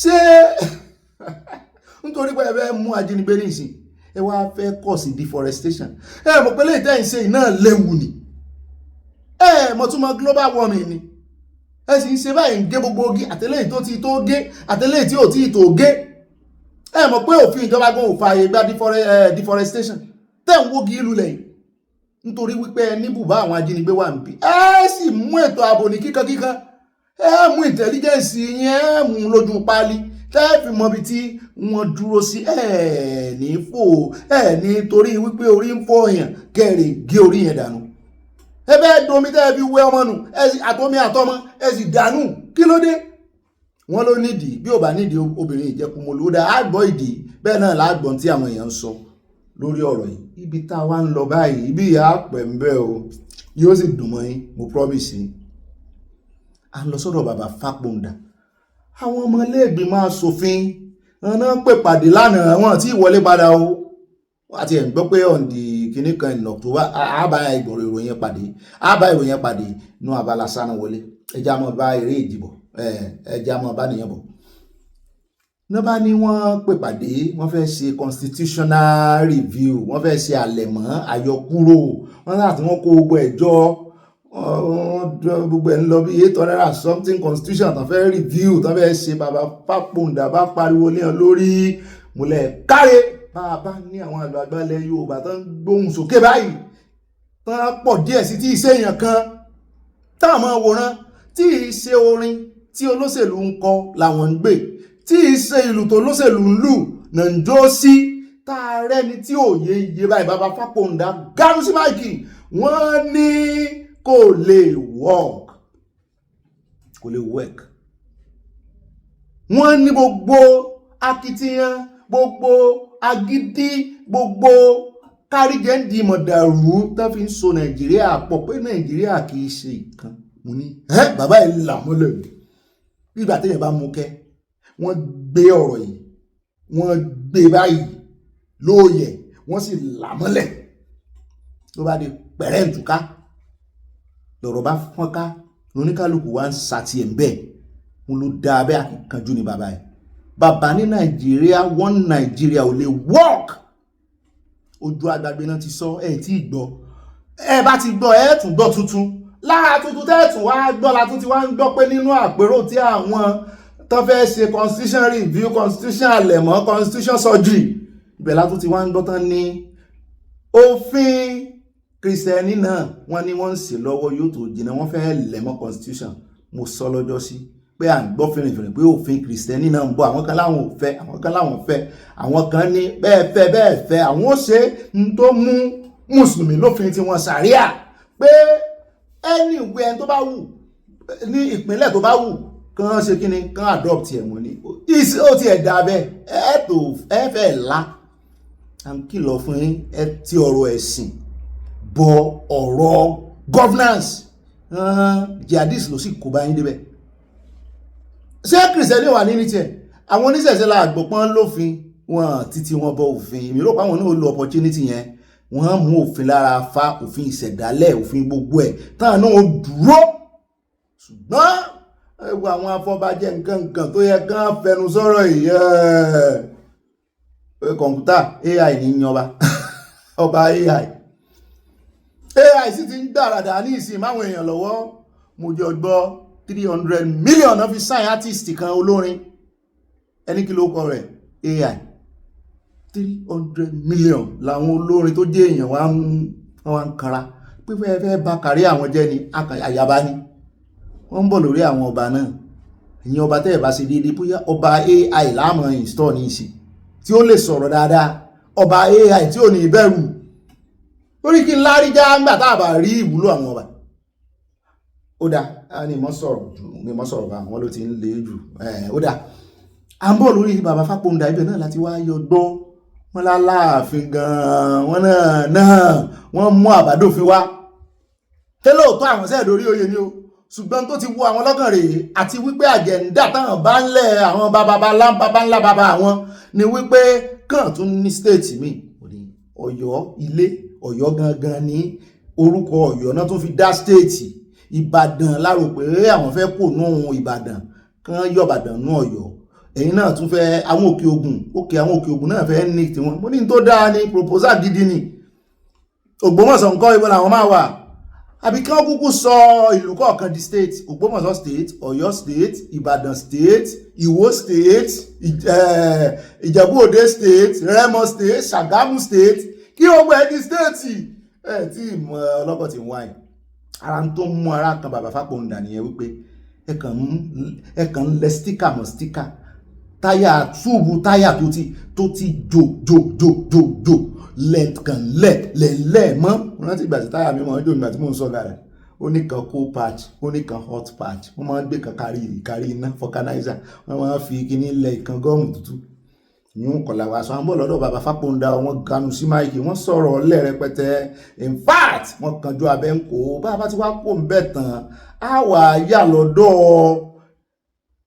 ilé ìgbìmọ̀ asòfin kékeré àbáàsì tún sọ̀rọ̀ lọ́jọ́ sí tó ní ààrẹ Tinubu pé òun ọmọlárí já owó tán ń yá kiri tán kàn yáwó pé gbèsè tí pọ̀ ju ó ti yóò ń padà o kanú wọn náà yóò ń padà lánàá ẹ̀rántí rẹ̀ kwáńkwáńsó yóò ń padà lánàá tó lóun ò bá APC ṣe ó ti wọn àtàwọn APC wọ́n ti ń conceptualize wọ́n ti ń forí lórí n ò rí èbó ń rí ẹ̀bà ń wá tó wá jọ́dọ̀ yín ló sápamọ́ sí wọ́n ti ń rí ẹnjìníà bọ́ ṣe òun náà ló tún wá dífà àbáàsì ní ìsinyìí ó lóun ò sọ bẹ́ẹ̀ o ó ní ààrẹ Tinubu fi láti mọ ya owó mọ́rò pọ́n ti kì fún àwọn ń bẹ́ẹ̀ á fún ní gbogbo kúlẹ̀kúlẹ̀ ọ̀rọ̀ bá kó ń bẹ́ tán á wà yà ní ìlú kan tó ń pè ní Ìsànlú àbí Ìsànlú ẹ̀wọ̀n bí ó wà ibo ló fẹ́ wà ju Kogi ló wà wọ́n ròyìn mọ́ ṣe fi òkúta fọ́ orí ọdẹ wọ́n ròyìn bí àwọn ọdẹ náà ṣe àwọn ọdẹ ló fẹ́ràn ara wọn sọ́wọ́ wọ́n ròyìn bí àwọn ọdẹ náà àwọn vigilante wọ́n ṣe gbìyànjú pẹ̀lú ìbọn wọn náà tó jẹ́ pé ẹ̀pà kéékèèké ẹ̀pà kọ̀ọ̀kan náà ń ti ìbọ̀ táwọn yẹn sì gbé magazine dání tó ń ṣe kẹ̀kẹ̀kẹ̀kẹ̀kẹ̀ táwọn sì ń gbé ìkọ̀ọ̀kan tán kì ṣùgbọ́n wọ́n náà gbìyànjú wọ́n fòkúta fọ́kàn lórí wọ́n níbọn ọ̀ràn àwọn fúnra wọn náà fẹ̀nu ara wọn sọ à ń bọ̀ ń bẹ́ àmúbọ̀ lónìí náà ni kò ní dọ́là bá a bá ti wá kó ń bẹ̀ tán ẹjẹ́ á dé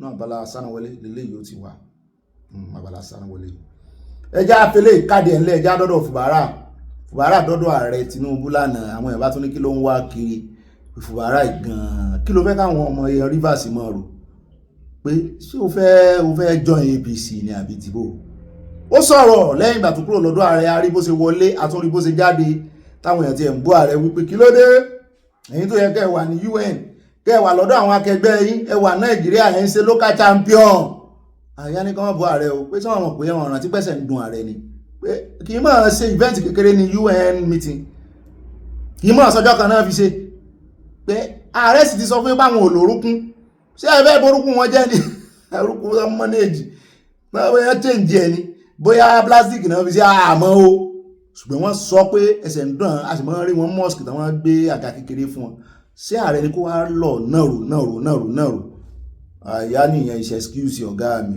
nǹkan tí ìwájú ni wípé táwọn àti tán bá lọ pé sójoojúmọ́ náà fẹ́ máa lọ ọbẹ̀ ni wọ́n lè rẹ́sì lónìí kan lọ lọ́la kan rẹ́sì lónìí kan lọ lọ́la ṣùgbọ́n kì í ṣe wákàtí kékeré náà ló ń bẹ̀ o wọ́n ti rán igbákejì wọn lọ babadénú àkójọpọ̀ ròyìn àkó gbogbo ẹ̀kọ́ ogun tí Fubara sọ àti tí àwọn tí ó yé jù wá lọ tán sọ lé lórí wípé pé ọ̀nà àlàáfíà náà ni Fubara ń wá kiri ó dà ní rí jù báyìí lọ nínú gbogbo àkórí ìròyìn ní pápá ẹja wọnú abala sáná wọlé wẹjá àyà píkṣọ wa ẹja sí cheese ẹ ṣe musin ẹ ṣe ọlọ́ọ̀ṣà sínú ẹ fi pọ̀ ọ̀rẹ́ yọkan lé lórí ẹ fi àbòsí kan ẹ fi sẹ́gbẹ̀ẹ́ ẹ fi cheese ẹ fi ṣe ice sugar lé kéèkì lórí ẹ mú ọ̀bẹ yẹn dání dáadáa ẹ gé kéèkì yẹn àti bá ìyá wa yọ àti bá grandma yọ mò ń bẹ́yìn náà yọ gbogbo ẹ̀yin ọlọ́jọ́ òbí nínú oṣù yìí àwa náà kí yín alu ọjọ́ òbí grandma Mary Evangelist Mary àfi kí yín o ó yẹ ṣe pákà àdúgbò lọ́wọ́ Ọlọ́run gbogbo yín mo rí rékété àwọn ọkùnrin náà sọ dáadáa torí wọ́n mọ̀ bú mi ní ìsìn nípa àwọn ìyàwó mi nìkan ni mò ń yá alákọ̀ọ́kọ́ náà abala sálọ wọlé báyẹn bá pín kó kálé kó kákó ẹjẹ́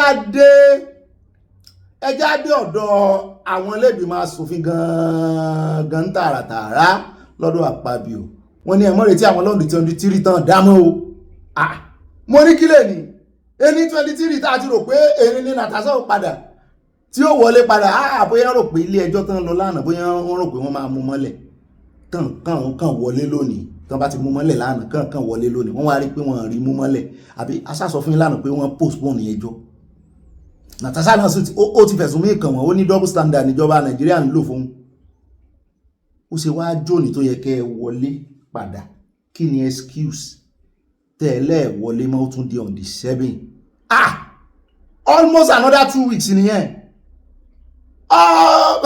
wọ́n mọ̀ ń gbowó taxpayer owó yín mọ̀ náà fi ń sanwó fún wọn wọ́n ní the leadership of the 10th Senate has again altered its legislative calendar, shifting the resumption of plenary sittings from September 23 to October 7. The postponement was conveyed in an internal memo signed by the Chief of Staff to the Senate President, Chinedu Akubueze, and made available to our oníròyìn. The shift in date has raised eyebrow within the National Assembly as it extends the chamber's annual recess by another 2 weeks, while no official reason was given. Wọ́n níbi tó bí àwọn ọmọ Nàìjíríà nù rí àwa là ń sanwó yín àwa ní báàmì kan sì ti ní kan ṣe pàṣípààrọ̀ kán mọ́ kó sálárì wọn táwọn ń gbà iye owó rẹ̀ kán mọ́ san fún àwọn professor àtàwọn tíṣà àtàwọn lecturer ìwọ̀nba tó ń fún àwọn lecturer ní ìsìn pò ní kán mọ́ san fún àwọn senator àwọn aṣòfin yín mo ní mo fọwọ́ sí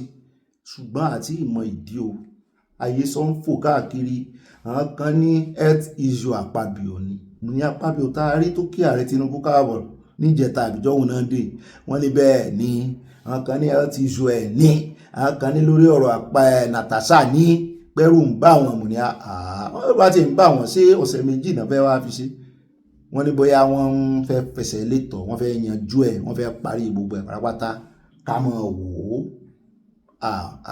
yọ nǹkan kan gbọ́ sórí àlè yọ nǹkan kan sọ fún yín yọ nǹkan kan gbọ́ ìdí ṣùgbọ́n só bójú mu the normal recession ẹ̀kan tó dédé shift ẹ̀ sọ nǹkan kan fún ọmọ Nàìjíríà sọ ọmọ Nàìjíríà gan wúlò lọ́wọ́ àwọn ará abisa lọ́dọ̀ wọn ṣe rò pé ẹwà important sí yẹn.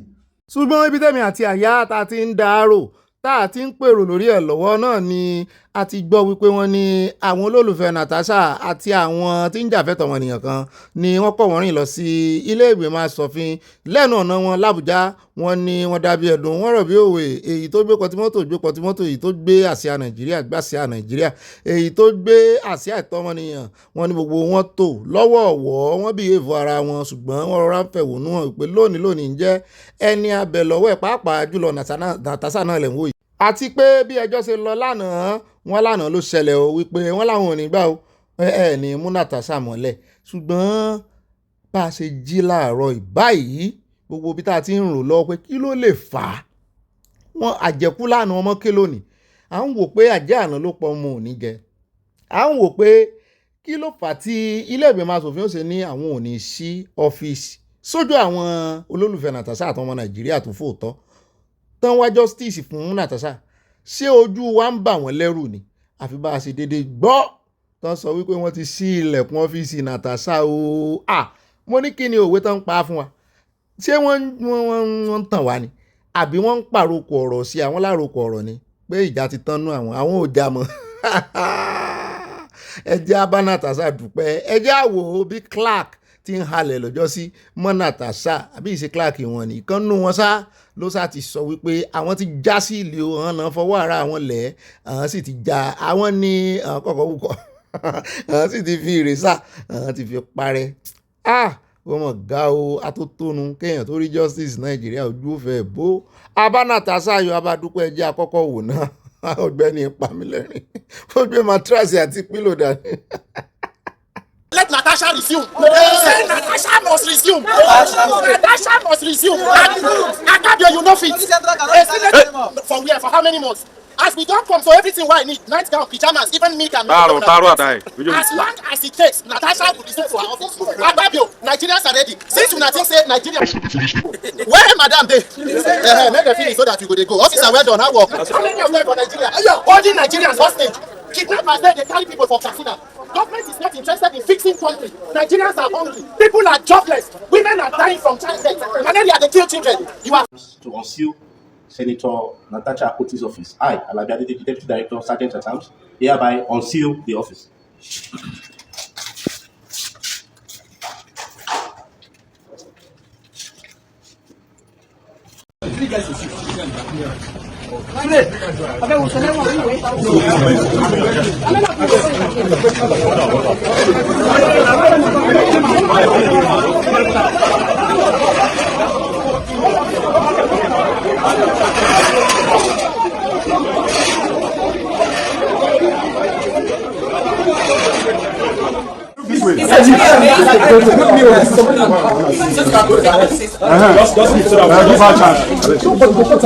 In retrospect, it's actually amazing how much we have had to face. It's actually amazing how much we have had to face and survive in the past 6 months. And most of it happened to the full glare of Nigerians. From the unjust suspension to the recall. We survived the recall. We survived the blockage of roads and waterways in Kogi that we have to fly in using the helicopter. We survived the blackmail from the so-called woman from the crazy lady on Facebook. Yeah, you know, it's amazing what we had to survive. And I give God Almighty the glory and my deepest appreciation to the good people of Kogi Central, Kogi State and Nigeria at large. My husband, my love, if you say this, I love you dearly. In short, I pray all men support their wives as much as you have supported me.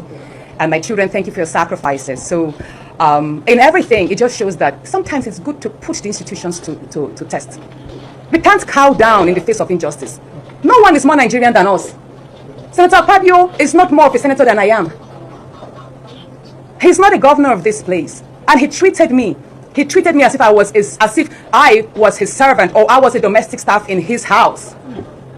It's very unfortunate that at this time, after so many years of democracy, we would have a National Assembly be run by such dictatorship. It's totally unacceptable. As for me, I'm glad to be here. And even though we have been illegally suspended, no day have I hesitated in effectively carrying out my duties as a senator of Kogi Central to the very best of my capacity. I have never, no day went by without me looking out for opportunities, either in terms of bringing infrastructure or projects to my people, and even jobs wherever I could, because I didn't want them to suffer the neglect and the vacuum that was created by this injustice.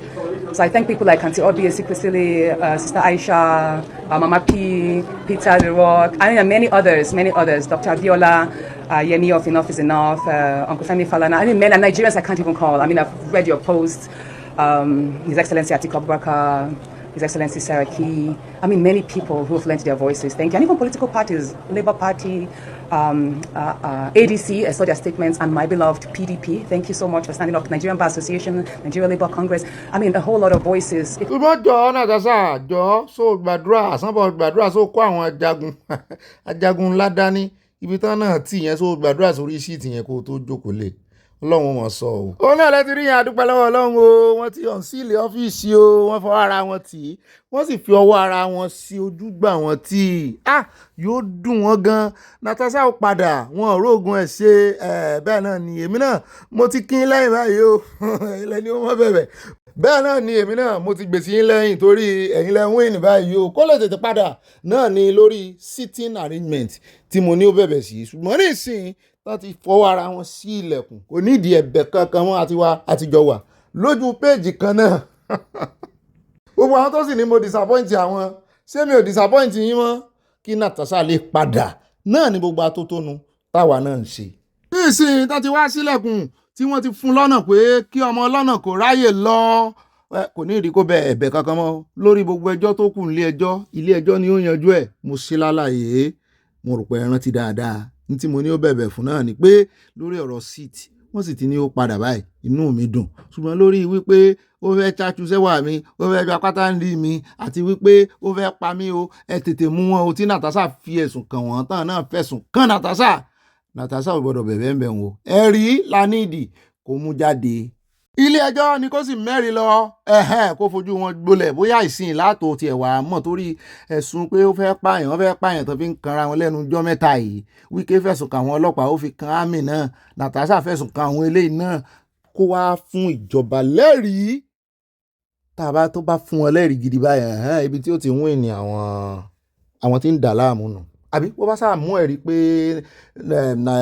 Akpabio fẹ́ pa òun àti kí ló kọ rẹ̀ àti Yahaya Bello àti gbogbo àwọn yòókù tó fẹ̀sùn kàn tó bá mẹ́rin ẹ̀ jáde tó sì mẹ́rin pé ó fẹ́ bóun sùn jáde rí pé wàhálà méjì ó bá Akpabio nù ìyá méjì ojú òkú bẹ̀rẹ̀ àwọn òní kó bẹ̀bẹ̀ ń bẹ̀ wọ́n orí àga sitting arrangement tán fi suspend díẹ̀ lásì ni ó bẹ̀bẹ̀ ṣùgbọ́n kò ní ìdí ẹ̀bẹ̀ mọ́ ní ìsìn kò ní ìdí ẹ̀bẹ̀ kankan mọ́ ní ìsìn wọ́n ti ṣílẹ̀kùn ọ́fíìsì ẹ̀. ó dá inú abala sáná wọlé làwọn àfẹ́ pé ẹ jẹ́ á lọ tààràtàrà sínú ìròyìn tí wọ́n mọ̀ tẹ̀lé o ẹ jẹ́ á dé ọ̀dọ̀ àwọn NDLEA ìkànnù wọn tó jọ̀gá wọn ni wọ́n fọ̀rọ̀ wá lẹ́nu wò wípé ẹ máa ń ṣiṣẹ́ takuntakun bẹ́ẹ̀ ṣe ń mú àwọn èèyàn ọgbọ́n wo lẹ̀ ń lò àti wípé bẹ́ẹ̀ tún ṣe wá mú wọn sí i náà ni ìròyìn tún ń gbé sí pé wọ́n ń pọ̀ sí i tó ń dínkù sá àbí ó pọ̀ jù báyìí lọ tẹ́lẹ̀ tá a mọ̀ àbí ìròyìn ò kì í gbé torí ìdí rẹ́ẹ̀tì bẹ́ẹ̀ ṣe mú wa rí bẹ́ẹ̀ ń ṣiṣẹ́ takuntakun táà náà tiẹ̀ mọ́ ń kí bọ̀dá Babafẹ́mi ní mẹ́sàn-án mẹ́wàá pé wọ́n kú iṣẹ́ o àti márùwá ọ̀gá wọn ṣùgbọ́n ó ṣe wá jẹ́ wípé almost every day wọ́n ti mẹ́lẹ̀ ìròyìn ogun olóró wọ́n láwọn ó ṣe lálàyé àwọn ó sì sọ gbọ́ ọ̀nà táwọn ń dá wọ́n láwọn lè àwọn ti station àwọn boys àwọn lè fura pé ọmọ NDLEA ènìyàn àwọn náà ní intelligence wọ́n mọ̀ wo body language rẹ ní airport bó o ṣe dé bó o ṣe ń lọ wọ́n ní bọ́n ṣe máa ń mú àwọn èèyàn nìyẹn mo ní abẹ́ ń lo talisman mo ní rárá wọ́n ní ṣùgbọ́n táwọn ń lò náà psychology ni làwọn bá táwọ́ gan pé gbogbo èèyàn kan láwọn mọ̀ dá dúró báwọn tún máa ń ṣe nǹkan kan tó ń pè ní targeting pé àwọn ti target èèyàn kan lágbà tó ti ń bọ̀ láti ibi tí ti ń bọ̀ outside pé torí àwọn ní àjọṣepọ̀ pẹ̀lú àwọn orílẹ̀-èdè tó pọ̀ ní ìsìn táwọn máa exchange information mo ní ṣe lóòótọ́ wọn ní bẹ́ẹ̀ ni wọ́n ní irú bí ìlú yẹn tán bá ti fura sí èèyàn kan tàbí tán ti mú èèyàn kan rí bóyá ó ti ṣẹ̀wọ̀n ní tí ìjọba Nàìjíríà ò mọ̀ pé ọmọ wọn kan wọ́n ti mú nípa ogun olóró rí tó ti ṣẹ̀wọ̀n ọjọ́ tó bá tún fẹ́ lọ Nàìjíríà bóyá ti filẹ̀ tó bá fẹ́ lọ Nàìjíríà kó ní nǹkan fẹ́ sáré lọ kábọ̀ pé wọ́n ti ta Nàìjíríà lólobó ọmọ yìí ọwọ́ rẹ̀ ti dẹrí o a sì ti mú rí o so ẹ fura sí o wọ́n náà máa ń fura sí irú àwọn ẹ̀ wọ́n náà tún máa ń lo scanning machine wọ́n ṣàlàyé ilẹ̀kùn mo lémi kọ́ ni ń bá yín sọ mo kàn ní kí n gbé àtẹ̀sí mo kàn ní kí n ṣe agbèfọ́ba díẹ̀ ní Yorùbá ni èèbò náà máa sọ̀rọ̀ ẹ bá ń tẹ̀sí ilé abẹ́ ẹja gbọ́ lẹ́nu. To say, since the assumption of office of His Excellency Brigadier General Buba Marwa, retired CON, he prioritized what we call training and retraining of staff, and then also put more emphasis on collaboration with international partners. And the technology and method we use is in the area of profiling. We so much rely on profiling of passengers by what we call targeting. We use what we call targeting. We are trained on how to target passengers that are coming from more especially the source countries. So how do we do that? We use what we call a hunter spread machine that we use, the tool in analyzing the passengers coming in, using what we call the manifest. We use the manifest to narrow down our targets to very specific passengers, and that has helped in the area of reducing direct interface with passengers. Also, we use the international partners in sharing information. We share information with our international partners, thereby enhancing our own operations. Then also, like I said, the chairman so much believe in what we call the capacity building. An average NDLA officer has been trained on how to suspect, narrow down. As passengers are arriving or departing, we used to stay in some strategic positions where we can profile passengers based on their body language and physical profiling. ó náà lẹ́tí bá àyà mọ̀mọ́ tẹ̀ sí ni kí àwọn tí ń gbóògùn olóró kán lè mọ̀ pé wọ́n mú àwọn èèyàn gan ní ìṣiṣẹ́ tí ẹ̀wà rí ògùn olóró ti wá di ó ti di nǹkan Nàìjíríà. Àwọn alágbára náà ló sì wá ń di ẹ̀. Ayé àwọn kéékèèké náà sì fẹ́ bàjẹ́. Wọ́n ní báyé ọmọ wa jẹ́ kìlọ̀ fún ọmọ yẹn. Bọ́n ọmọ ìbá ti tọ̀wò lẹ́ẹ̀kan kì í ṣe é fílẹ̀ bọ̀rọ̀ mọ́ o. Sìgá lásán gan-an wọ́n bá ti mu sìgá báyìí kí ní inú rẹ̀ báyìí ní kò tí àbí kí náà wọ́n pè yọ́ mọ̀ wù ọ́ mu ni. Yín máa gba ẹni bá fẹ́ fi sìgá lẹ̀ yóò gbà ọ́ ní ipá àti agbára láti fi ilẹ̀ àfitọ́lọ́mù bá mọ̀ mọ́jẹ̀ òórùn sí ọ. So ẹ̀jẹ̀ aṣọ ordinary Coca-Cola gan tá mu ó máa wà addictive. Ó dẹ̀ já kó mbẹ́ o ẹja wá dẹ́kọ̀ òun ní epo tún gbogbo eléyìí tán tún kó ọ̀kadà síta rẹpẹtẹ àyà ní ọ̀gá mi kì í mọ̀ sọ̀kadà ẹsẹ̀ mọ̀ sí bí arúgbó báyìí mo ní kí wá ní ó ní ambu bike náà ń pè ambu bike wà nù rẹ̀ ó ní ṣùgbọ́n power bike ní ṣùgbọ́n ambulance power bike wọ́n kàn ṣọtí yẹn ní bí acronyms mo ní òkè náà ń pè ní ambu bike. Wọ́n níjọba Èkó ló dá ta pé wọ́n fẹ́ máa fi ṣe kóyákóyá urgently wọ́n fẹ́ máa fi ṣe tí emergency bá wà. Mo ní ṣe emergency rule àyà ní ọ̀gá mi tó ń bá sọ tó àánú òun sí mi. Mo ní emergency náà ní president bá wà ìjàmbá mọ́tò ìjàmbá náà tán fẹ́ sáré lọ gbé èèyàn ṣe bí ambulance tó lọ gbé oníbẹ̀ẹ́ ni so ọ̀kadà náà fi wọ́n gbé ẹni tí nǹkan bá ṣe ní ìsìn ó náà ṣe fẹ́ lé ẹ̀ dáhùn wọ́n máa lé wọn dáhùn ní òní rárá. Ó ní àwọn ọlọ́kadà yẹn ó ní wọ́n wà fún káwọn tètè débẹ̀ pé eléyìí tí ambulance yóò fi máa fọn fà fún tí mọ́tò ó ṣẹ̀ṣẹ̀ máa yà fún lọ́nà tí traffic díẹ̀ lè mú pé àìmọye traffic bó kò sí bó ṣe fọn fà fún tó traffic yóò sì mú ọ náà pé wọ́n ti rán àwọn ọlọ́kadà síwájú. Mo ní sán lè gba BRT lẹ̀ olóhùn ọmọ so àwọn ọlọ́kadà yẹn náà mọ̀ sẹ́ńtì ìjàmbá débá náà mọ̀ ṣètọ́jú ẹ̀ lẹ̀ kó tó di pé ambulance dé gan-an mo ló sì dá o ẹ bá ń pàtẹ́wọ́ ẹ bá ń sá púpẹ́ fún ìpínlẹ̀ Èkó ẹ bá ń tẹ́sí ilé agbára pápákọ̀ ẹ̀jẹ̀ amójú adébẹ̀. From foreign partnership to emergency care services. This time, the Lagos State government has unveiled and handed over 10 newly procured motorcycle response unit ambulances, popularly called ambulance bikes, to the Lagos State Ambulance Service. The State Special Advisor on Health, Dr. Kemi Oguyemi, says the initiative is a bold move to cut down emergency response times and improve pre-hospital care across the state.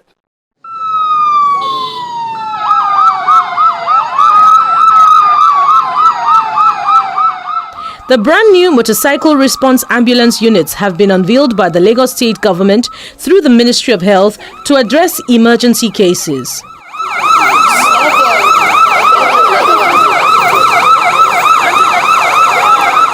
Symbolic handover. This is Mrs. Makinde, Director of Lasambos, handing over the whole ambulance crew. Some things can be done right there by the roadside or in the homes or anything like that. So by the time they get there quicker. So we want to be quicker, more efficient, more effective, and that is why we brought about the ambulance service. So they'll get there quicker. If they need the ambulance, they radio them and let them know that we need a bigger ambulance service. If they can provide the service right there by the roadside, like I said, or at home, they will do it. And then there was no. So we're just being more efficient and more. We have to be cost conscious as well. And as you know, in the Things Plus agenda, the H is for access to affordable and quality care, and that's exactly what we're doing right now. It costs less to have the ambulance, ambu bike, than the actual ambulance. So Mr. Governor has graciously, he looked at the data, he listened to us, and he approved that we should get these ambulances. There'll be more to come. And it will also reach to far-to-reach areas that people are not able to get the ambulance there. And as you know, the roads, the traffic, and all that. So that's why we're here today to launch it. It's the first, I believe, in Lagos as well as in Nigeria as a whole. So all the other states can, follow us. Oda o Èkó náà láti wá o Ìtàláwà amúlùdùn ẹja sáré dé ọ̀dọ̀ Arẹ́gbẹ́ Sàdédé ni mo rárẹ́gbẹ́ tó náà ń ṣe campaign lórí mo ní ṣe bí Alẹ́ ti ní kọ́mọ́ ti mọ̀ bẹ̀rẹ̀ campaign wọ́n ní kí n mọ̀ ṣe campaign ní ṣe èwo ló wá ń ṣe yìí ṣe bí ADC ń sọ̀rọ̀ nípa ADC ni Èkó ló sì ti ṣe ṣé wọ́n rán àwọn area boys lọ mú wọ́n ní kò sí ní tó jọ bẹ́ẹ̀ náà ni mo rí eléyìí ọmọ Ìgbò tó ń pera ẹ̀ lọ́mọ Yorùbá àbọ̀mọ Yorùbá ni mọ̀mọ́ rẹ̀ lọ́mọ Ìgbò anyhow Gbádébọ̀ bàbá rẹ̀ Yorùbá ni so ká ó pè lọ́mọ Yorùbá mo lóun náà ó ní òun ti ṣe tán pé òun gangan lòun fẹ́ ṣe candidate fún wọn lábẹ́ àsíá ẹgbẹ́ ADC bó bá rò wọn àti Arẹ́gbẹ́ tán wọ́n máìkì lẹ́yìn lọ́wọ́ tán sọ̀rọ̀ fatafata jurisdiction Arẹ́gbẹ́ náà sì wà lẹ́kọ̀ọ́ ó sì láwọn loyalist ń bẹ o torí ẹ̀rọ ṣe ń kìlọ̀ fún Ààrẹ Tinubu wípé kán mọ́ wàrà ro kán mọ́ fi gbogbo ara sùn ẹ bá ń tẹ̀sí ẹja gbọ́ díẹ̀ náà ọ̀rọ̀ wọn ká bá kó ń bẹ̀ ká mọ̀ bí tá à ń lọ. Right here in Lagos, Ajomi, Ifedolu Federal Constituency, thousands of Labour Party members were here and ADC supporters came together to endorse the coalition, which also had in attendance Francis Chima and the former Labour Party governorship candidate here in Lagos, Badebo Rhodes Vival. You know the price of egg, you know the price of kingfisher oil, you know the price of rice, the price of gas. Now they want to tax our fuel, they want to tax our life, they want to tax our accounts. The stuff we never do. The stuff we never do. And I'm so happy to come to a local government where the leader in this local government has so much love for his people. When you look around, you know that this crowd, they did not buy it. It is not rented. This is what we need in Nigeria to move Nigeria forward. Whenever anybody talks about LGBT, you tell them that ADC is a party that God has ordained for the liberation of the people of Nigeria. Therefore, our party will remain close to the people and will always work to essentially be the vehicle for the masses, the average Nigerians, the working class people, the artisans, the poor, and all others who appreciate our cause within our society. That is the first line of the preamble of the Constitution. And that first paragraph, it consists with this: our party must be only associated with the cause of the family and family values. The Democratic Congress, as a political party, is determined to re-engineer a political party system that is free from domination by wheeler-dealer political elites. For that reason, you do not allow money bags, you do not allow wheeler-dealer political elites. And more, political culture, in which all Nigerians are equal members, regardless of where they are in Nigeria. Where each contributes according to his ability, and where the political party. Ó tó bá ẹ mọ́ wulẹ̀ sí ojú ìwé mọ́ ẹ mọ́ waste time wa ẹ jọ̀ọ́ ó yá ọ̀gá mi ní pápápá ẹ̀ ń sùn lẹ̀. Ó dáwọ́ àníri ìbá lọ́nu abala ti sáláwọlé ní pápápá yẹn pé àyà yín wá ọ̀ká àyà wa gbọ́ ẹ̀rí ìwé náà abala yìí olólùfẹ́ wa abala comment section àyà pápápá àròjọ mùsùlùkùn. mo máa dẹ̀ tún kí wa káàbọ̀ sínú abala ẹ̀yin olólùfẹ́ wa abala comment section lọ́dọ̀ ìyàwó mi ni wọ́n ti bẹ̀rẹ̀ ìkan náà ìyàwó mi sọjọ́ bí ó yá mọ́ mi o wàá pẹ́ láyé mọ́ mi o wá jẹun ọmọ ẹni bá ní kò ní rí bẹ́ẹ̀ o àfọlójú. àwa kan lápá kò sẹ́nu tírélà Dangote àkùtùpà bẹ́ẹ̀ ni ẹ ti ń jẹun ọmọ ẹ jẹ́ pẹ́ o àárín pẹ́ láàrin wa o yọ̀ọ̀yẹ́ kò ní yẹ̀ lẹ́yìn wọ́n mi happy birthday to you evangelist Mary ọpẹ́sẹ̀tàn ọlọ́run fi àwọn evangelist ó fi yí mi ká grandma ni wọ́n bẹ́ẹ̀ náà ni mọ́ mi dáa gan wọ́n tún ní charity níbi tó ti ń fún àwọn aláìní ọ̀pọ̀lọpọ̀ àwọn tó kù díẹ̀ káàtó fún ìfún láàrin wa wọ́n ń gbìyànjú mọ́ mi yóò jẹ́ yín kò ní yẹ́ ẹ̀ lẹ̀ gbogbo sẹ́rẹ̀rẹ̀ yín tọ́lọ́run kọ́ lẹ̀ nǹkan kan ò ní bàjẹ́ àti gbogbo àwọn ọmọ yín mo like aṣọ yín mo like style tẹ́ fi fashionista lèmi náà grandma you are so beautiful bẹ́ẹ̀ náà ni mo kí gbogbo ìdílé yín pátápátá tó ń bá yín ṣàjọyọ̀ àti ìdílé aláyọ̀ yà darapọ̀ mọ́ yín nítorí ẹ̀ ń bá láyọ̀yọ̀ òun náà ó láyọ̀ ayọ̀wọ̀ wà ní dìbànújẹ́ àdúpẹ́ pẹ́ òkun o long life and prosperity ìgbà ọdún kan ni o bẹ́ẹ̀ náà ni mo kí ìyá mi Sọlá Odùmọ̀ṣù ọmọ grandma gbogbo náà lọmọ grandma bẹ́ẹ̀ náà ni mo kí sísítà mi tó wà lẹ́gbẹ̀ẹ́ wọn mo kí ọkọ wọn náà tó wà lẹ́gbẹ̀ẹ́ wọn grandma aya náà ni mo kí yín àti gbogbo ilé o happy birthday to you. èmi náà ti fẹ́ sọ wípé ó pẹ́ tá a ti celebrate birthday kò sẹ́yìn kankan tán bí nínú September ni àbẹ́ ẹ̀kan tí ẹ sọ̀rọ̀ bẹ́ẹ̀ náà ni ẹ jẹ́ adé ọ̀dọ̀ bá mi fọlọ́n sọ́ta ni mo làwọn ní Ọ̀gbẹ́ni Bobby àwọn tó kó wèrè terrorist àti bandit wọlé sí north ó di dandan kí wèrè wọn para wọn ẹ kó ètò wẹ́dẹ́wẹ́dẹ́ yóò bá wọn bẹ́ẹ̀ ni bẹ́ẹ̀ náà ni adé ọ̀dọ̀ àdùnní ayọ̀lá wọn ní Oòduà nation going back o. àtolúrẹ̀mí má jẹ́ kó dùn mí wọ́n ní bàbá mi Bobby ọlọ́run á dúró tì ẹ́ ò ní ṣìṣe ò ní ṣìṣọ gbogbo wàhálà rẹ láti àráǹdì ọjọ́ rẹ wá láti àárọ̀ náà fẹ́ kọ́ àárọ̀ ọjọ́ rẹ wá ò ní ṣe lásán àmì ọ̀rọ̀ rẹ àdáyọ̀ ò ní rí dààmú ayé ò ní rí ti ẹbí ẹnu mú àwọn agbébọn ní ọ̀gá Nàìjíríà àwọn Yorùbá alẹ́nu àwọn agbèrò lónìí Èkó ó yẹ kí wọ́n ti pa máa yẹn ní ẹ bá sọ fún ìjọba kó kó agbèrò kúrò àwọn ọmọ agbèrò ń ṣe graduation wọ́n ń ṣe àdúrà fún àwọn ọmọ wọn ṣùgbọ́n wọ́n ń fi ipá gba owó lọ́wọ́ aláìní. wọ́n wá sọ ẹja lọ sí last lap wọ́n ní ó yẹ kí abiyamọ gbọ́dọ̀ gbàdúrà a fẹ́ kí wọ́n lé agbèrò ṣé ẹ ti gbọ́ gbogbo àwọn abiyamọ ti pawọ́pọ̀ wọ́n pẹnu pọ̀ wọ́n ní kán lé agbèrò wọ́n tẹ lọ́ọ̀fù sí àti nǹkan ìpanu. at Florence Ọlábísí wọ́n ní Ọ̀gbẹ́ni Bobby God bless you and your family àmì o àtẹ̀yìn náà dára fún gbogbo àwọn tó gbé òdodo dání ní ilẹ̀ Yorùbá èmi kò mọ nǹkan tí olórí wa ṣe báyìí a ní kí olúkúlùkù máa lọ èdè wa ìṣe wa ìwà wa kò papọ̀ rárá a kì í ṣe kankan náà rárá Yorùbá nation going back o àwọn people yìí mọ nǹkan tí wọ́n ń ṣe mo bá ń fi yìí sí wọ́n ti ní àjẹ́ndà kọ́má sí ilẹ̀ Yorùbá full stop lórúkọ Jésù Yorùbá nation máa dúró àmì full stop. bẹ́ẹ̀ náà ni ẹjẹ́ alọ́sọ́dọ̀ mọ́ mi Grace Olùsòtọ́ wọ́n ní òdodo ọ̀rọ̀ ni láti apá òkè ọya nílùú Nàìjíríà ti bẹ̀rẹ̀ sí ní dàrú wá títí di wákàtí ọ̀wọ̀ yìí full stop ẹ̀yin ọba ilẹ̀ Yorùbá ẹ dìde kẹ́ jẹ́ kí gbogbo wa kágbára wa sílẹ̀ lọ́wọ́ àwọn aninilára wọn yìí wọ́n mi ò tọ́ ọ̀rọ̀ lẹ́sọ̀ mọ́ mi rí pé a ti ń ju news ó ń tètè yá abẹ́ẹ̀rí lánàá mọ́ mi Olúṣọlá Adébáyọ̀ wọ́n ní ọmọ tí yóò wá máa pa àwọn Nigerians ṣe bí àwọn ara wọn ìyẹn ọmọ gómìn àwọn ara wọn tí wọ́n sì mọ àwọn tí ń da Nàìjíríà rú ọ̀rọ̀ Tinubu kò yé mi rárá tí wọ́n ń ṣe bí ẹni wípé wọn kò mẹ́ni òkú ìjọ wo la máa ṣe lè dà. mọ́ mi abẹ́ akíṣe mọ́yìn wọ́n ní obì kálẹ̀ o ènìyàn mi mo gbà fún ọ̀rọ̀ rẹ lórí apànìyàn olórí burúkú yẹn gbogbo àwọn witnesses náà ní láti fojú ba ilé ẹjọ́ ẹlẹ́ṣẹ̀ kò gbọ́dọ̀ lọ láì jìyà full stop mo láì bẹ̀rẹ̀ sí ra ń bá mi fi full stop sí yẹn ó máa ṣe o gbẹ̀gẹ̀dẹ̀ gbiná ní Nàìjíríà.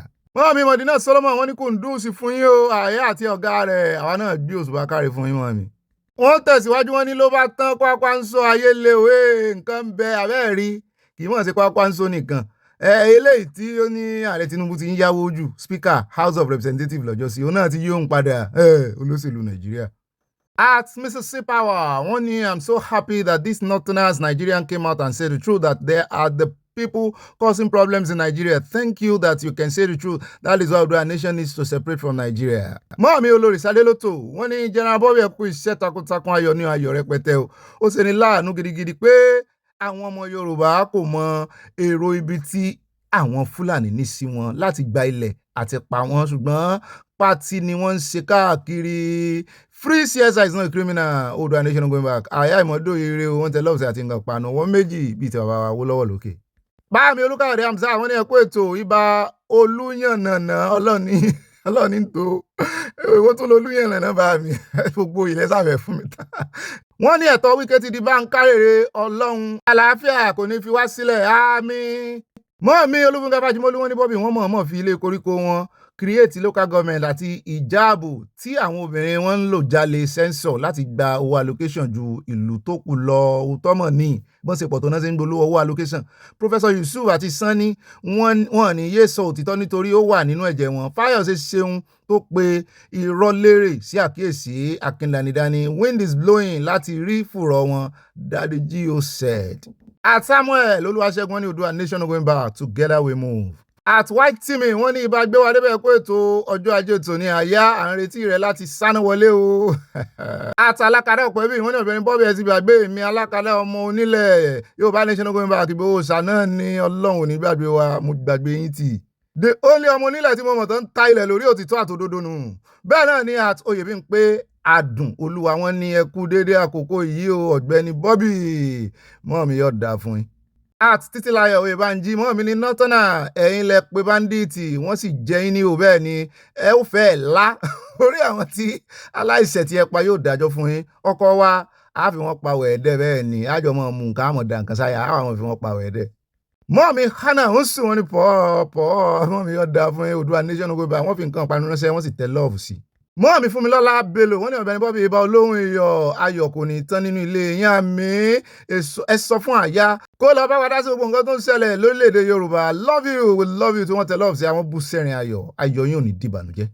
Báàmì Ọ̀kẹ́ńlá Adédọ̀tun wọ́n ní Ọ̀gbẹ́ni Bobby ti àìkú ètò mo fẹ́ kí ẹ bá wa sọ fún gbogbo àwọn Southwest governors ìyẹn gbogbo àwọn gómìnà ilẹ̀ Yorùbá kí wọ́n bá ń kúròlù an enlarged closed door meeting àwọn lọ́balọ́ba ilẹ̀ Yorùbá ní ọjọ́ Saturday ọjọ́ kejì coronation Olúbàdàn kí wọ́n invite olóyè Sunday Igboho àti àwọn ẹ̀mẹ̀wá rẹ̀ primarily to discuss security issues tí ó ń dojú kọ wá kí wọ́n sì rò ó CSI lágbára love you ọ̀rẹ́ mi Bobby wọ́n tẹ love sí àti nǹkan ọ̀pánu òótọ́ ọ̀rọ̀ lẹ sọ bá mi ṣùgbọ́n sáwọn gómìnà yìí ṣé wọ́n rẹ́dì ó dá ẹja jíṣẹ́ gbogbo ẹ̀yin gómìnà wọ́n ní àpè ìṣàkíyèsí kókókó làárọ̀ fàdí tí ó wọ́n ní kẹ́ ẹ ṣe ìpàdé bòńkẹ́lẹ́ kẹ́ ẹ má jẹ́ kéèyàn kankan gbọ́ sí i lórí ètò ààbò ilẹ̀ Yorùbá kẹ́ ẹ pé àwọn lọ́balọ́ba kẹ́ ẹ pa àwọn níjòyè kẹ́ ẹ pé bàbá Sunday Igboho sí ẹ má pa àwọn ọ̀dàlẹ̀ sí o ẹ má pẹ́ ní tí ìsọmọ Yorùbá o bá mi ṣé mo jẹ́rìí mo ti jíṣẹ́ sẹ́yìn mi ẹnu rán ni níṣẹ́ láìbẹ̀rù ẹ̀ ń tá jẹ fún.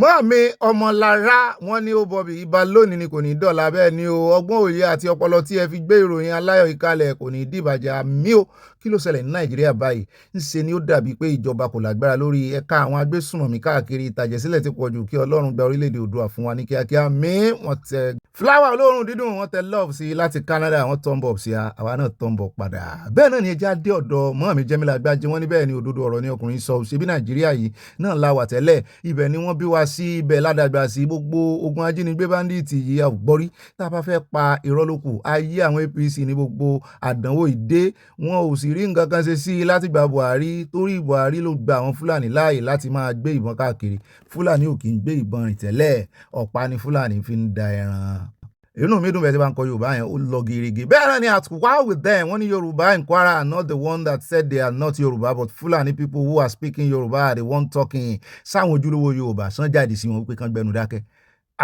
wọ́n ní sometime Fulani bearing Yorùbá name to deceive Yorùbá people for political positions and slot due to Yorùbá so Yorùbá must be wise that Fulani don't use this tactics game to create division among them yóò sì dáa fún yín ẹgbẹ́ wa débẹ̀ gan ni ṣùgbọ́n kan náà sọ̀rọ̀ o kan jáde síta àwọn ọmọ ọkọ.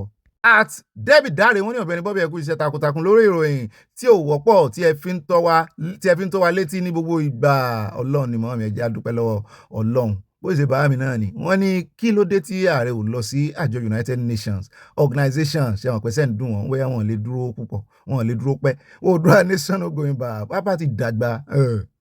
At Victoria Sóyọ̀ọ́lá ẹ̀kọ́ wọ́n ní Ọ̀gbẹ́ni Bobby mi Sóyọ̀ọ́lá ẹ̀kọ́ mi wọ́n ní though you hardly read my comments nowadays but need to confirm to you that Sowore is a lawyer o lawyer ni ó dá ẹ mọ́ bínú bóyá time tẹ́ mọ́ ń kọ ewúrú eléyìí ní ìsìn tẹ́ bá wo gbogbo comment ta kà lónìí ìmí 11 hours ago ìmí 7 hours ago ẹ wò tí ń sìn 50 minutes mo ṣe mú ni mi ò dẹ̀ kí n mú comment ó kàn late lónìí ni mo late mú comment ni mo sì rí mú. sì ṣe tọ̀dọ̀ yín nìkan ọ̀pọ̀lọpọ̀ tán mọ́ kọ comment late ọ̀pọ̀lọpọ̀ wọn a lò lónìí torí èmi gan late kí n tó ka comment ó dá ẹ mọ́ bínú ẹ jẹ́ adé ọ̀dọ̀ Ìdòwú Ọ̀ṣun ẹ̀wòrú bàbá wa iná àbí mọ̀mọ́ wa iná 44 minutes ago ni àwọn náà ṣe ẹ̀kọ́ wọ́n ní about the pastor that helps Tọ́pẹ́ Àlàbí is pastor Àjànàkú àti àjàsà command ayọ̀bọ̀ òótọ́ ni o Àjànàkú ó fi kọrin. Mọ́àmí Dorcas Olúwatúnmiṣe wọ́n ní láti probe Delta elders fún ìbejì tó ń sọnù ọ̀pọ̀ politician kò lọ kàwé machinery ni wọ́n ń lò Trump máa gbé Tinubu tó bá wọ USA o Tinubu mọ̀ pé Nàìjíríà láti pín ṣùgbọ́n 8 years ló ń lépa Oòduà nation going back from Providence Rhode Island mọ́ mi mọ́ kanjú abẹ́ǹkò ni wọ́n á sì sọ iye point tó bá fẹ́ kọ bó ṣe mẹ́wàá ni wọ́n sọ lera kọ́má ni mo fi mọ́ dá point wọn mọ̀ yóò sì yẹ yín bẹ́ẹ̀ náà ni àti Ọlábísí Adéjùmọ̀bí wọ́n ní Ọ̀gbẹ́ni Bobby ìmúra yín kò sọ òótọ́ o nítorí owó òsìn ló yẹ kí owó ọ̀sìn ló yẹ kí fìlà kọjú sí gẹ́gẹ́ bí ẹni tó ní ìyàwó nílé ṣé bó lẹ́sìn mọ̀ pé mo níyàwó nílé ókè àwọn ìyàwó mi lórí bí àbí ṣùgbọ́n mo sọ lánàá náà mo ní mo fẹ́ fẹ́yàwó lé wọn ẹ rí nígbà tí mò ń tún fìlà yẹn ṣe mo sọ pé wọn mọ̀ gẹ̀ẹ́sì wáyé apá ọ̀tún ni torí mo fẹ́ fẹ́yàwó lé wọn. at Ọlá Adéwálé wọn ní olórí ibú àgbà olè prophet olè ọ̀lẹ alátẹnujẹ àlùfáà ó kéré ẹ̀ bá ń fi kún orúkọ rẹ̀ tiẹ̀ ti ta sí ọ. Mọ́ọ̀mí Adédèjì náà mọ́ọ̀mí ni mo ń sọ̀rọ̀ báyìí Mọ́ọ̀mí Adédèjì ni mo ń sọ̀rọ̀. Àtàwọlá lóògùn mọ́ọ̀mí mo ti dọ́dọ̀ yín ní òbí tiwa. Nothing is normal in Nigeria. You will find out that those caught in exams fraud are ọ̀gá àdètọ̀ bẹ́ẹ̀ ni forget about justice. Ayé ọmọ màmá mi bàjẹ́ ní ṣọ́ọ̀ṣì ó mẹ́rẹ̀ẹ̀rin ó ga $1,000 just like that. Love from Mama Dollar wọ́n tẹ love rẹpẹtẹ sí a. Alátẹnujẹ mà nìyẹn. Bẹ́ẹ̀ náà ni at Isaac Adéhùsì wọ́n ní Ọ̀gbẹ́ni Bobby the Bible says my people perish for lack of knowledge. Ìyá ọmọ yẹn dídìrín àti akíndanidání ni wọ́n jàre ó yẹ kí ọlọ́pàá máa mú wọn àwọn wòlíì èké wọ̀nyí torí ẹ̀ sọ̀rọ̀ lọ́jọ́ sí a ní kán mọ́ rẹguléètì ọ̀pọ̀lọpọ̀ àwọn ará bíi.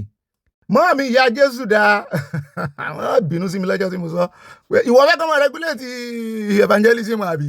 Mọ́ọ̀mí ìyá Jésù ó ti pẹ́ tí mo ti rọ́wọ́ yín o at Abiodun Sinawo wọ́n ní ebi ń pa mí alásọ̀nkiri séde kíkọ́ ló kàn báyìí mo rò wípé wọ́n ń fi wá jẹun ìjọba Nàìjíríà fi ìlú Burkina Faso kọ́gbọ́n kò sí iná ẹ̀lẹ́tíríkì kò sí nẹ́tíwọ̀kì nígbà ayé Buhari àwọn ará ìlú kò lè wo TV àyà má sì dá Bobby lóhùn tiẹ̀ àyà ni mò ń ṣe òkè tá àyà lẹ̀ ń ṣe òkè ẹ bá ń pa mẹ́sẹ̀jì rẹ ẹ bá ń pa kọ́mẹ̀ntì rẹ lọ́kàn yín gbogbo ẹ̀yin tẹ́ ti gbọ́ ẹ bá ń parẹ́ lọ́kàn yín wọ́n tẹ́ lọ́wọ́ sí ayọ̀ yẹn bẹ́ẹ̀ náà ni at AY Ayokopa more than it is very wrong to demolish the houses the boys may not be the owner of the building they dwell in they may be tenants what will be the fate of the owners if they reside abroad àwọn yẹn ò tí ì gbé wọn lọ ilé ẹjọ́ ni ṣùgbọ́n sí ilé ẹjọ́ náà ilé ẹjọ́ tó fẹ́ gbé wọn lọ́dà ẹkùn Nàìjíríà kàn ń ṣe báṣubàṣu ni ṣé bọ́n ṣe ń ṣe kìíní ni wọ́n ì dédé wọlé ń bì ní tó máa fi kún ẹkọ́nọ́mì ìjọba ìlú wasters ní Nàìjíríà wasters bẹ́ẹ̀ àtijọba àtọmọ ẹ̀yìn mọ́ mi mẹ́rin òdùnú ìmọ̀ ti dọ́dọ̀ yẹn wọ́n ní ó bí tèmi nìkan mọ́ mi mẹ́rin tèmi nìkan àtàyà ibà gbé wọn débẹ̀ gbé wa débẹ̀ wọ́n personalize ẹ̀ ibà múlòdùn oníròyìn gbáǹkọ́gbé agboolé aláyọ̀ yìí olórin ìdùnnú ẹ ò ní mọ ìbàjẹ́ mi ẹ̀yin náà ò ní mọ̀ kòrò mọ́ mi tọmọtọmọ ààbò Olúwa dájú lórí gbogbo wa lágboolé aláyọ̀ yìí àṣẹ wọn bú sẹ́yìn wọn tẹ̀lé ọ̀sẹ̀ Oòduà nation going back àyà wọ́n ní ẹ̀ ò ní gbàpò rẹ̀ òyìnbó o mo mọ̀ rí news kan lé ní $300 million náà fi sign AI artist olórin mo nílé mi sì ń kọ orin ní orí bíi wọ́n sign mi $300 million AI kì í ṣe èèyàn o. Bẹ́ẹ̀ náà ni ẹja lọ́dọ̀ bá mi Victor wọ́n ní Mr. Bobby we your followers appreciate your broadcast please for the sake of diaspora help us with little foreign news. pípa Nigeria news is too much wọ́n tẹ lọ́ọ̀ sí àti nǹkan panu a sì máa ń mú foreign news mọ́ o àwọn tó wà foreign náà tó máa ń ní àmọ́ bí ṣe ń lọ pàápàá jùlọ ti US wọ́n máa ń ní káwọn dà sọ̀rọ̀ àmọ́ mú wọn ní ìsìn àmọ́ mú wọn bá mi yóò dáa fún yín you are not my follower o Ọlọ́run gbogbo wa ń follow o. Bẹ́ẹ̀ náà ni at Ellen Opopo láwọn ní Ọ̀gbẹ́ni Bobby àtàyà à ń sọ̀rọ̀ àwọn tó ń wa trailer Naija láti city that is called twice kò yé mi o wọ́n ní ìrìn òru lè burú jáì o, wọ́n lè máa sùn lórí ọkọ̀ wíwá o, ẹ jẹ́ kí wọ́n kàn nípa fún wọn láti máa gba ìsinmi wákàtí 10 bí wọ́n ṣe ń ṣe ní USA fún àwọn tí ó ń wa tírélà ẹ kú iṣẹ́ takuntakun wọn tẹ́lọ̀ ọ̀sẹ̀ àti nǹkan panu. Tó bá ti di tílẹ̀ bá ti mọ́ tán lè rìn mọ́ kán fìyẹn sùn, tó bá ti di òru kan sí 9 vg. Àwọn tírélà kan wà níbí, àwọn méjì ni wọ́n wà, àwọn méjì ni ó wà nínú kábínẹ̀tì wọn. Bí kan bá ń wà á tó bá ti sú yóò lọ sùn, yóò gba steering lọ́wọ́ ẹ̀, ẹnìkejì ó bọ̀ bẹ́ẹ̀. At IK wọ́n ní well done Emperor Bobby ní gbé kí n dà fún ẹ o. Ó dá ọ̀rọ̀ yín kúkú yé mi, gbogbo ń tẹ́ ẹ̀kọ́ yìí n ò rí ka o, wàláhì tàláhì mo kàn fẹ́ díbọ́n, n ò rí kàrà rárá. Ẹ jọ̀ọ́ ẹ bá ń ka ẹ̀yin èèyàn mi, ó dàbí ẹni wípé keyboard ló change ẹ̀ nígbà tí wọ́n fẹ́ send ẹ̀, keyboard ló change ẹ̀. Ó dá ó ti yẹ ayọ́ dá fún yín torí gbogbo aláláyè ń bí ó yẹ kí n delete ẹ ní ṣùgbọ́n kẹ́ lè mọ̀ wípé mo rí kọ́mẹ́ǹtì yín o, mo sì lò ó, n ò kàn rí ka ni. Bẹ́ẹ̀ náà ni at White Team wọ́n ní Nigeria is actually a poor oil country because of corruption in the system. Enjoyment of crude oil benefits in Nigeria spread widely to the poor masses in the 70s and I actually benefited from it in my post-secondary school education before Nigeria started dying in the early 80s, which led to brain drain of the mid-1980s, which eventually gave birth to Japa syndrome.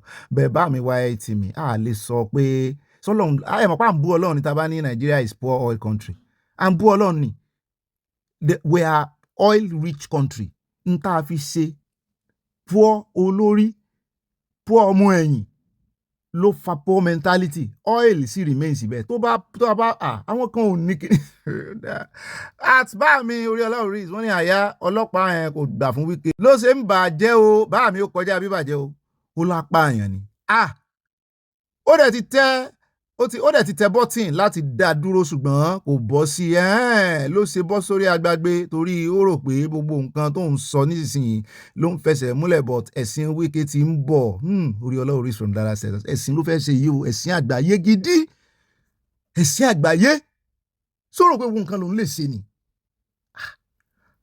At Moriam mo ní fadé wọn ní ẹkú ètò Ọ̀gbẹ́ni Bobby mọ́ mi Ọlọ́run ní tó ẹsẹ̀ ń ṣeun. Ṣé àwọn ènìyàn mi sì gọ̀ tó báyìí tí pásítọ̀ sọ pé kó fi $1,000 ránṣẹ́ sí òun ó tún dá táìmù sí mọ́ mi ẹ ti gbàgbé. Ṣé bí ìlú òyìnbó náà ni àwa náà wà yìí? Ṣé wàá rọrùn bẹ́ẹ̀ ni? Ọlọ́run á jẹ́ kí ẹni tó gbọ́ kó gbọ́n o, ibà fayọ̀ pọ̀ tiẹ̀ inú gbogbo wa dùn ní àṣẹ Èdùmàrè àmì wọn tẹ́lẹ̀ ọ̀fẹ́ àti nǹkan panu. At Michael Babs wọ́n ní Ọ̀gbẹ́ni Bobby ibà fẹnu tágìtà abẹ́rẹ́ rí mi lánàá tí mò ń kọ́ làǹdó. Máàmi mo ti dọ́dọ̀ yín wọ́n ní ibà dá gbogbo pẹ́yìn àti ògo padà sọ́dọ̀ Ọlọ́run bẹ́ẹ̀ ni o, ibà yápè bẹ́ẹ̀ ni mọ́ mi ló fún mi lórúkọ yẹn application gidi sí ni o. Ní Kẹ́bì Òdìbò lọ́ọ̀yàgò ní Benue wọ́n tún fẹ̀mí ṣòfò àyà ǹjẹ́ kó ti wá dójú ẹ̀ báyìí kí Bala Mohammed wá dá àwọn family care tó kó wọlé padà sí Sahel àyà jẹ́ kí a fi Bala sílẹ̀ kí wọ́n ṣe bálabàla kí gbogbo rẹ̀ fọ́ pátápátá bẹ́ẹ̀ ni kó má lójútùú mọ́ kí àwọn ọmọ aládé lè ráyè lọ Oòduà nation ní kíákíá o. Ambassador Kunduz bẹ́ẹ̀ ni mọ́ mi ẹ má jẹ́ àkẹ́dùn wọn ń da ni bẹ́ẹ̀ tẹ̀yìn kan bàbá jẹ́ èèyàn kan ò lè da ẹ bọ́n lọ́rọ̀ gbọ́ ni àti sọ fún wọn pé ó ti tán fún ìlú yẹn wọn fẹ́ dáhùn Ọlọ́run ó sì yanjú ẹ̀. Bẹ́ẹ̀ náà ni mọ́mí Riscott Adigun wọn ní ó bí ẹ̀kọ́ ajálẹ̀ o sàdánkátà yín o mo gbé padà fọlọ́run Ọlọ́run á fi báríkà sí iṣẹ́ wa àmì mo ní nǹkan sí gbogbo ilé ní o ọwọ́ kún ni o àti mí sí ojoojúmọ́ là ń dákọ yín ṣùgbọ́n mo wà pẹ̀lú yín nínú ọkàn àti gbogbo ara mi òjò àánú Ọlọ́run kò ní dáwọ́ dúró lórí ìwà tọmọtọmọ àmì mi lọ́ọ̀fù yín o àti gbogbo ilé wa o àwa náà lọ́ọ̀fù yín àmì sí o Paul cheese Kunduz sí yín wọ́n tẹ lọ́ọ̀fù rẹpẹtẹ sí asalaam. Mọ̀mí Lújẹ̀sà Elizabeth Oyeniya wọ́n ní Ọ̀gbẹ́ni Bobby rẹ̀ àwa ìyàwó yín fẹ́ bá yín gẹ̀ sí ọ̀dọ̀ ara wa ẹ gẹ̀ bó ṣe wò yín style tó bá wù ní kẹ̀kẹ́ ibà cheese ibà oníròyìn ayọ̀ ajé Jésù ti bó ṣòwò rẹ̀ o àwọn ará ilẹ̀ Haúsá fi ọwọ́ gbá gbogbo Nàìjíríà lójú ni o. Evil altar rampant in Nigeria, many pastors are cultists. If you listen, one man from South Africa ó dàárọ̀ o from Dallas, Texas. Mọ̀mí Lújẹ̀sà mẹ́ni wáyìntì ẹni dànù bí omi ìsanwó wọ́n tẹ lọ́ọ̀fù sí a Oòduà nation no going back. Going Christiana Sheba mọ́ mi dáadáa wọ́n ní Ọ̀gbẹ́ni Bobby ibà pàkàpàkà ẹkú iṣẹ́ ọmọ ìlú o Ọlọ́run yóò máa fún yín ní agbára ìròyìn ojoojúmọ́ ìyá mi Oòduà nation tètè dé o Mama Sheba from Minnesota USA mo rí gbogbo nǹkan parun tẹ̀tẹ̀ sí àti love At Ismaila Adejumo, wọ́n ní Mr. Bobby, you are too playful àbí mo máa ṣe jù ṣé ká get serious. Àwọn ọmọ serious ń bì àwọn ìyàwó mi mọ̀. At Ayoade Fadekola, wọ́n ní imagine a pastor saying the oracle has spoken. Ẹ kó ètò Ọ̀gbẹ́ni Bobby Ọlọ́run a máa sọ agbára dọ̀tun. Àmì o mọ́ mi ó ṣàjèjì sí yín bó ṣe sọ̀rọ̀ àwọn pọ̀ bẹ́ẹ̀. Mọ́bí Oyèmí Sálá, wọ́n ní ẹkú iṣẹ́ o orílẹ̀-èdè Ọ̀gbẹ́ni Bobby ṣé ẹ rí ọ̀pọ̀lọpọ̀ àwọn pásítọ̀ tí ẹ rí yẹn babaláwo pásítọ̀ ni wọ́n ti fògùn sínú ọ̀rọ̀ tí wọ́n fi sàmì lé wọn lórí òróró lẹ́fẹ̀ẹ́ kọ wọ́n ti fògùn sínú òróró tí wọ́n fi ń sàmì lé wọn lórí Ọlọ́run ti padà lẹ́yìn pásítọ̀ yẹn o àwọn èèyàn tó wà ń bẹ̀ ńkọ́ ṣé wọ́n fi okùn so wọ́n mọ́lẹ̀ ni ọ̀rọ̀ ẹnu náà fi so wọ́n mọ́lẹ̀ ẹ̀rù ni wọ́n bá ti ń dẹ́rù bá wọn wọ́n ti gbin ẹ̀rù sí wọn lọ́kàn nítorí yẹ kán yá ń fọ̀ tí olóyè bí n bá lọ Nàìjíríà màá visit irú ṣọ́ọ̀ṣì yẹn kán yá ń fọ̀ tí olóyè kó wá gbé gbogbo agbára tó mọ̀ lóko gbé jáde. At Tóyin Lọ́rì, wọ́n ní Àjànàkú is the name of the pastor ẹ ṣeun àti rántí rẹ̀ báwọn Àjànàkú wọn náà pidán ká tó kó láyé wọ́n bóra báyìí dílẹ̀ ni má ṣe o. Àti Tóyìn Ọládọ̀tún, wọ́n ní ẹkú ètò Ọ̀gbẹ́ni Obi Olúwa máa ràn yín lọ́wọ́ o àní sísọ lágbára Olúwa mi o kò sí Nàìjíríà mọ́ àwọn ọ̀jẹ̀lú ló kù wáyà ń kọ́ owó àǹbí Yorùbá nation là ń fẹ́ oníkẹ́kẹ́ wọn tẹ́lọ̀ sí àti nǹkan panu. Mọ́ọ̀mí Adésọlá Olútóyìn Sunday premium member ni wọ́n ní onífìlà yìí o skẹ́ńtẹ́lẹ̀ jọ́sà skọ́ńtòlóbì ìfìlà yìí ga ju omi gbátùn yín o mi náà gbátùn yín mọ́ọ̀mí grandma àwa ìbejì ìbejì náà ti di ìbejì mọ́ yín lọ́wọ́ ambassador àyánkọ́ wà ń bí wà ní Olúwa kò ní fi yín sílẹ̀ wà mí àtẹ̀yìn náà inú àwa ẹbí aláyọ̀ yìí yóò máa dùn kálẹ̀ ní wa mí o wọ́n tẹ lọ́ọ̀fù sí àwọ̀ grandma àwọn ìbejì láti UK. àwa táì ṣèbejì ńkọ́ mọ́ọ̀mí grandma gbogbo wa. ó dá o ẹ káàbọ̀ padà ọ sáàyà sí yín dáadáa ó rẹ̀ wá nǹkan jókòó lé ní pápá pa àní pẹ́ ìròyìn tó ní short lábẹ́ ṣe bẹ́ẹ̀ náà sì ni a tètè mọ́ ju ìròyìn ní ìsìn bóyá an hour before ilé ìta mọ́ jù tẹ́lẹ̀ mo fẹ́ kẹ́ ẹ mọ́ gbé night vigil gbogbo àtàwà ní Europe tàwà Nàìjíríà mo fẹ́ kẹ́ ẹ mọ́ gbé night vigil àwọn tí US aago wọn ní YouTube ń lò fún wa ìrọ̀lẹ́ sí ni mọ́ bá dé àbọ̀sán mọ́rọ̀lẹ́ ẹ mọ̀ pa aago US tó yàtọ̀ mọ́ mi Ìṣọ̀lá Òdùmọ̀ṣù tó sọ fún mi pé apá abitán wà pọ́n tún àwọn kan ti sùn táìmù tèmi àti wọ́n yọ ń sọ̀rọ̀ àwọn kan ti sùn lóru sì wà lálẹ́ nínú USA irú ìlú wa ní orílẹ̀-èdè yìí náà bó ló ṣe fẹ̀ tó bó ló ṣe tó kí ló dé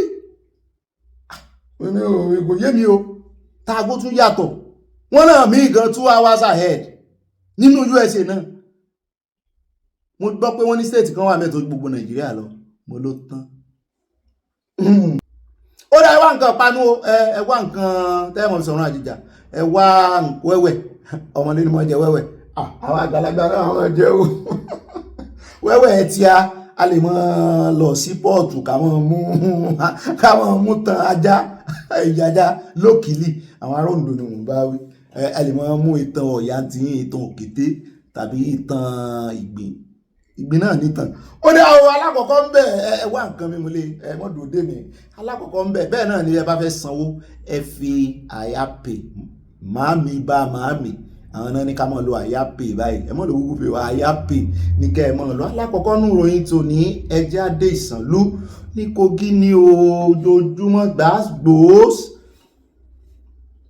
wọ́n ní àwọn báńdíìtì ò jẹ́ kán sinmi wọn ò jẹ́ kán gbádùn mọ́ ni nǹkan bá a bá sọ fọ́mọ ẹni agbọ́ orí ọ̀kẹ́rẹ́ kòkó láwọ̀ yáà sí ní mọ̀ wòyìn ràn torí wọ́n bá fẹ́ ṣe dáadáa ni a ní àtẹ̀yìn àti lọ́rin ó yẹ ká mọ̀ wòyìn báyìí ni lọ́ọ̀kan pé a kìlọ̀ fún yín tó ṣùgbọ́n àní wòyìn ràn báàbí kan sì ti sọ fún mi wọ́n ní báàbí ìgbàgbé ó kọ wọn wíwí kìíní kan wọ́n ní àwọn ọlọ́rin ò sọ pé àwọn ìṣe Yorùbá wọn láwọn Fúlàní bẹ́ẹ̀ tó ti ń jẹ́ orúkọ Yorùbá wọn náà ń sọ̀rọ̀ bẹ́ẹ̀ o mo ní káwọn ọmọ ọkọ̀ náà gbóhùn òkè tó mú àwọn ọmọ àlè wọn sọ̀rọ̀ pátápátá àwọn ọmọ ọkọ̀ Ìlọrin mú jẹ́rìí Ìlọrin àwọn ọmọ ọkọ̀ Ìlọrin kan náà gbóhùn òkè lọ́rọ̀ kan ní ìlú Ìsànlú la ti ń gbọ́ tán sọ wípé àwọn ọdẹ wọ́n wọgbó lọ tí àwọn bandits wọ́n ní orí kó 16 yọ nínú wọn ṣùgbọ́n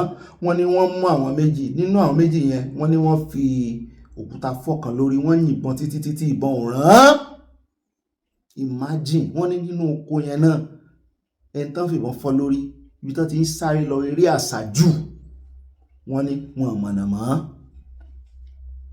wọ́n ní nínú àgbègbè àwọn náà ní àgbègbè o àwọn ọmọ bandit agbésùmọ̀mí tún mọ inú oko wa jù wá lọ ọlọ́mọ wọ́n tún mọ inú oko lẹ Yorùbá wọ́n lóbìnrin kan náà kọ́kọ́ bá mo ní intelligence àìní intelligence tó ló kó bá wọn intelligence náà lòdì bẹ́ẹ̀ o wọ́n ló ń ro àmàlà lọ́wọ́ gbọ́lẹ̀ kò tí ẹ̀ nídìí kí n tó mọ̀ tún sọ ẹ jẹ́ àkọ́kọ́ gbọ́ lẹ́nu wọn náà wọ́n fẹ́ nu ara wọn ṣàlàyé. ọmọ Nàìjíríà kan ṣàánú mi kò má sọ̀rọ̀ ìdòkú ọ̀sán gbẹ̀gbẹ̀ kan ṣàánú mi kan jọ kọ́ mi lọ́wọ́. nínú àwa 16 tá a lọ 14 wálé òkú méjì àwa lọ gbé òkú kan tí wọ́n fòkúta fọ́ lórí ọ̀kan láti rí.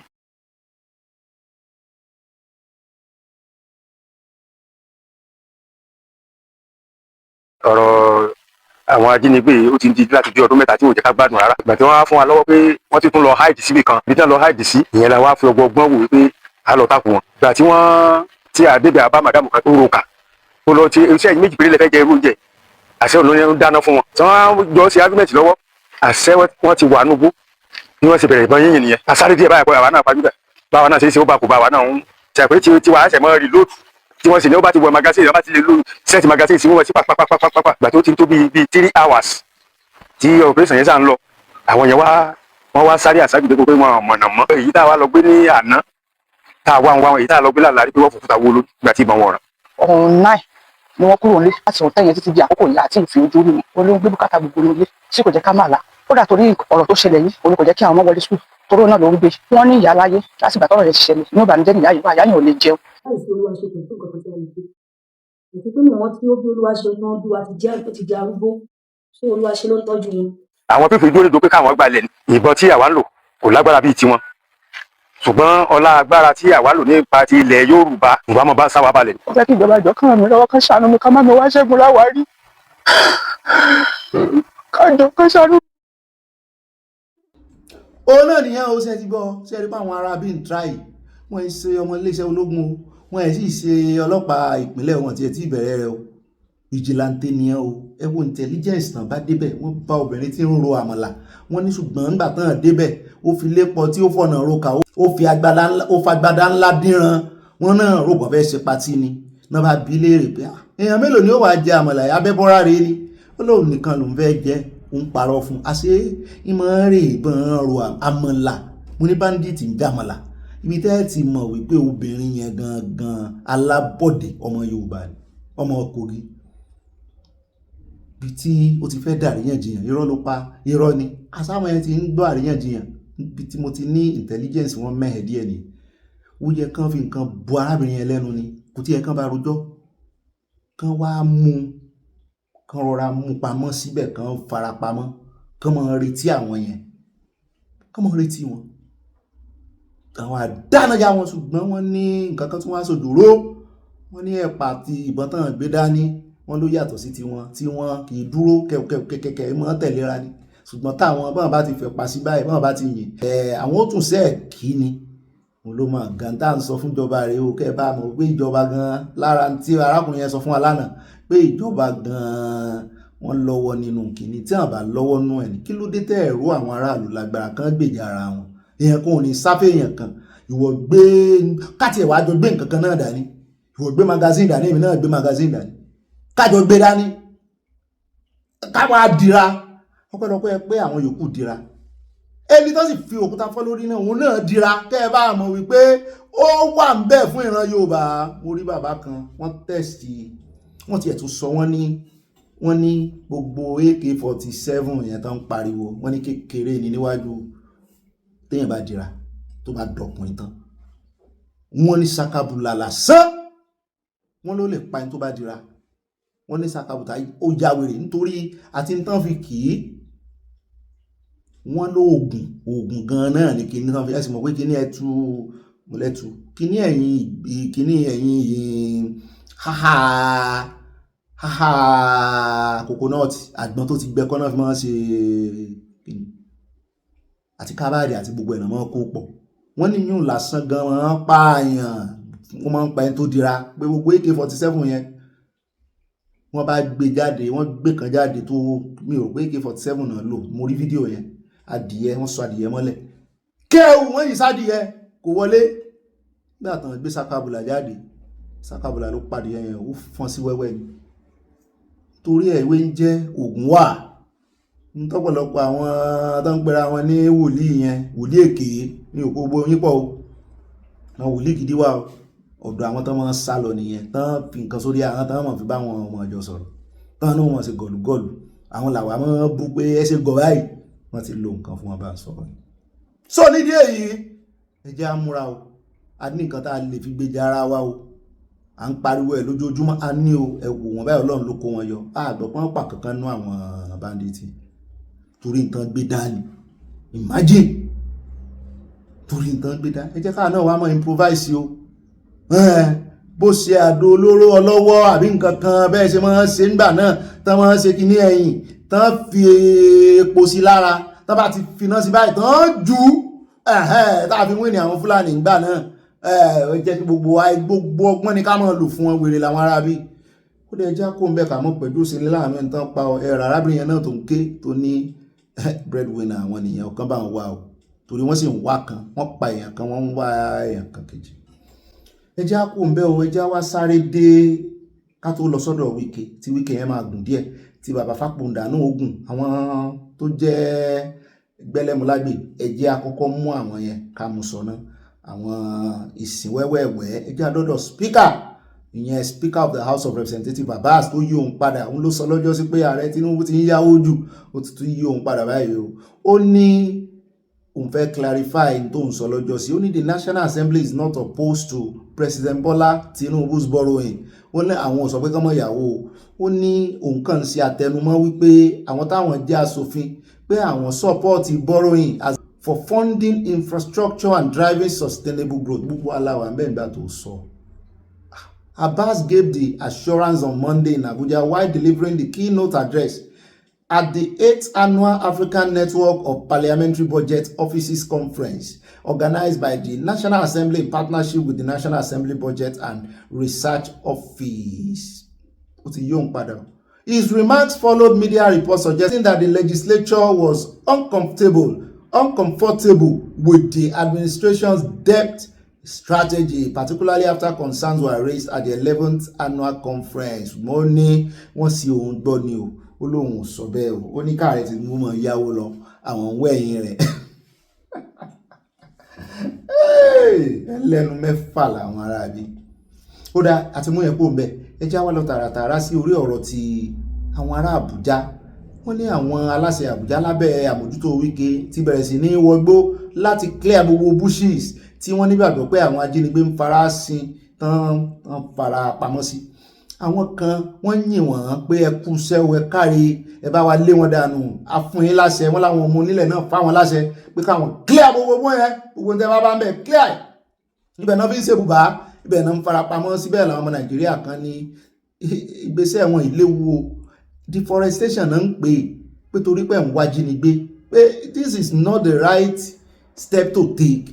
Àwọn ò sọ pé kẹ́ ẹ mọ́ wọ̀gbó àwọn ò ní kẹ́ ẹ mọ́ clear bush bí tẹ́ bá ti rí wọn ní kẹ́ ẹ clear ẹ fi bush sílẹ̀ ẹ fi àwọn ewéko sílẹ̀ ẹ fi forest sílẹ̀ ìwúlò ọmọ èèyàn ni ó ní tí ń ṣe nínú bá ṣe ń mí sínú tá mí síta àwọn igi tẹ́ ń gé dànù náà ó níṣẹ́ táwọn igi yìí ṣe yàtọ̀ sí pé àwọn herbs wà ń bẹ tó jẹ́ oògùn fún ọmọnìyàn wípé wọ́n fi kí soríṣiríṣi ẹ sì ń gbígbà tẹ́ ń gé ẹ̀mí wọn kúrú ní láì tí ìgbò ìmí ti gbó ìmí ó ti ń màjú ọ̀bọ̀ ẹ kàn ń deforest lọ ṣé ẹ̀ mọ̀ tán jẹ́ global warming ni ara tó mọ̀ ń gba ilé ayé lọ́wọ́ ẹ̀kún omi mọ̀ nìyẹn. Bẹ́ẹ̀ náà ni ó ń dáàbò bo ilẹ̀ lọ́wọ́ wípé oòrùn apájù torí gbogbo ewé tẹ́rí àti branches wọn bí umbrella náà ṣe ń ṣe. Kó tí ẹ wá ń ṣe gbogbo nitrogen kankan tán ló máa ń release carbon dioxide táwọn mí kan símú táwọn mí kan síta táwọn ò bá rí tí wọ́n mí síta ìwọ là fẹ́ mí símú táwọn mí síta làwọn mí símú.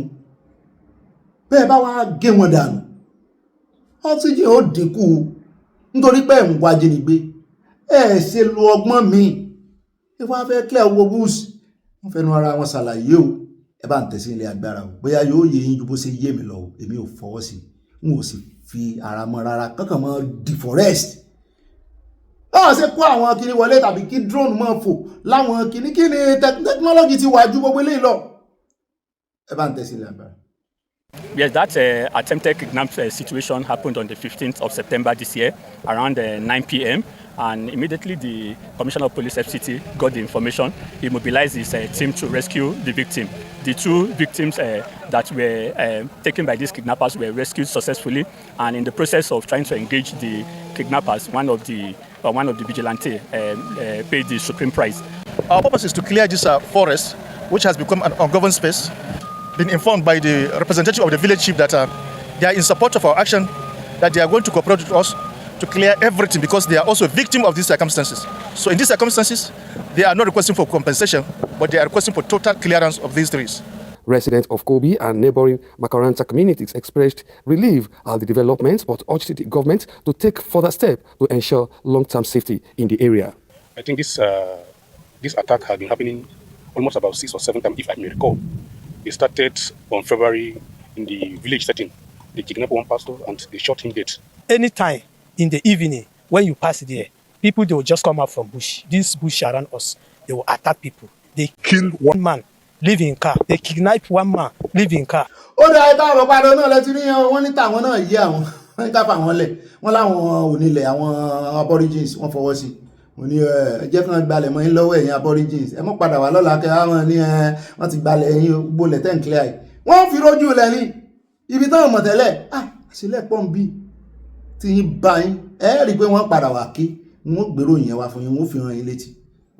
Ẹ jẹ́ kó ń bẹ́ o ẹ jẹ́ wá lọ sí ọ̀rọ̀ United Nations ẹ̀fà rẹ̀ Tinubu lẹ̀ o ẹ̀mí wọn ò gbé àti lọ ní bábó ò sì ní lọ́ọ̀ para rẹ̀ bóyá sì ní nǹkan míì wọ́n tiẹ̀ lè mọ bínú gan pé kí ló dé tán fi aláwọ̀ dúdú kankan sí Security Council wọn ní UN wọ́n ní ìròyìn wọ́n ní United Nations Security Council kọ̀ láti gba Nàìjíríà wọlé sáàrin wọn wọ́n ní wọn ò mọ rírì Nàìjíríà wọn ò mọ válù Nàìjíríà wọ́n ní bí ìgbà tí ẹni tó yẹ kó sọ̀rọ̀ nú ẹbí ṣùgbọ́n tí ò lẹ́nu ọ̀rọ̀ ẹ mọ̀ pé nú ẹbí olówó ọmọ ẹni tó bá lówó náà àwọn ọmọ náà máa ń fún lọ́rọ̀ sọ in fact kan ti pípadé gan pé wọ́n kàn fẹ́ take decision bóyá kàn fẹ́ yọ blọ́ọ̀kì wọ́n fẹ́ fi jígẹrẹ ojú ọ̀nà kágbára mọ́ gba ojúlé wọ́n kàn fẹ́ yọ blọ́ọ̀kù bíi mélòó kan àkọ́bí ẹ̀gbọ́n sì wà lé ṣùgbọ́n kò bá owó dé wọ́n wá ń dúró dàbí gbẹ̀yìn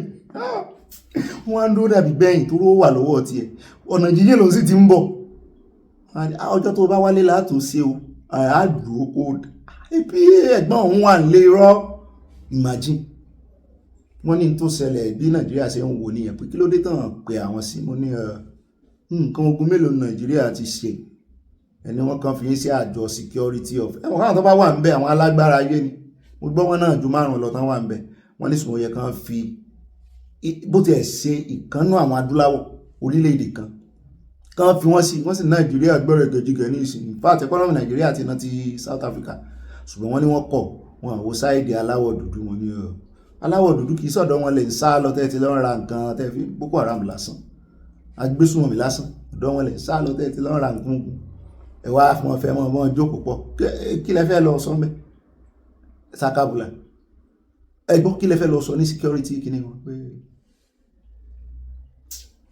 ẹ bá ń tẹ̀sí ilé abẹ́rẹ́ jẹ́ agbọ́rọ̀ lẹ́nu ìkànnà àwọn mẹ́mbà UN committee wọ́n náà fẹ́ ṣe lálàyé fún wa. The Security Council, I mean, it's not that Africa has not been trying. Most countries, they came up with, they wanted an expansion of the United Nations Security Council. Yes, as I said, not only Africa, but they want the reform that was slated in 2001, a report was made, and they gave Africa 2 slots, that in case they are going to expand it, Africa will have 2 slots. And the slots, they said, Arab Africa will have 1 and Black Africa will have another. So, but it has been watered down. And in actual fact, you see that we developing countries, we are lacking in so many things. Right. Yes. Like what? Like the technology. Because you can't be a world power without being a nuclear technology country. And the level of development and all that is not only restricted to Africa. Is Latin America the same thing, Asia the same thing, and some parts of Eastern Europe. So it will take a long way. It will take a long time because with that proposal in 2002, up till now, they are still there. They've not moved an inch. Ó lè káàbọ̀ padà ẹja wá lọ sòsè sọ́dọ̀ Wike níbi tí Wike tún ti irọ́ Fubara ẹja mú ti Fubara ọmọọṣẹ́ lákọ̀ọ́kọ́ sọ ká tó sọ̀tọ̀ ga ká tó wá lọ sọ́dọ̀ bàbá Fápòǹdà mẹ́ta náà ló kú ẹ mọ́ bínú. Fubara kàn sí ààrẹ olódòdẹ ní Aso Rock àyà ní kí la tún rí gbọ́ o ó ní àwọn akẹgbẹ́ wọn wà ní New York àwọn ń ṣe local champion mu ní àyà fi bàbá ń bàbá lẹ̀ o kí ni Fubara lọ sọ kí ló lọ sí lọ́dọ̀ olódòdẹ ẹ̀já gbọ́ ẹ bá tẹ̀sí lágbára pápápá.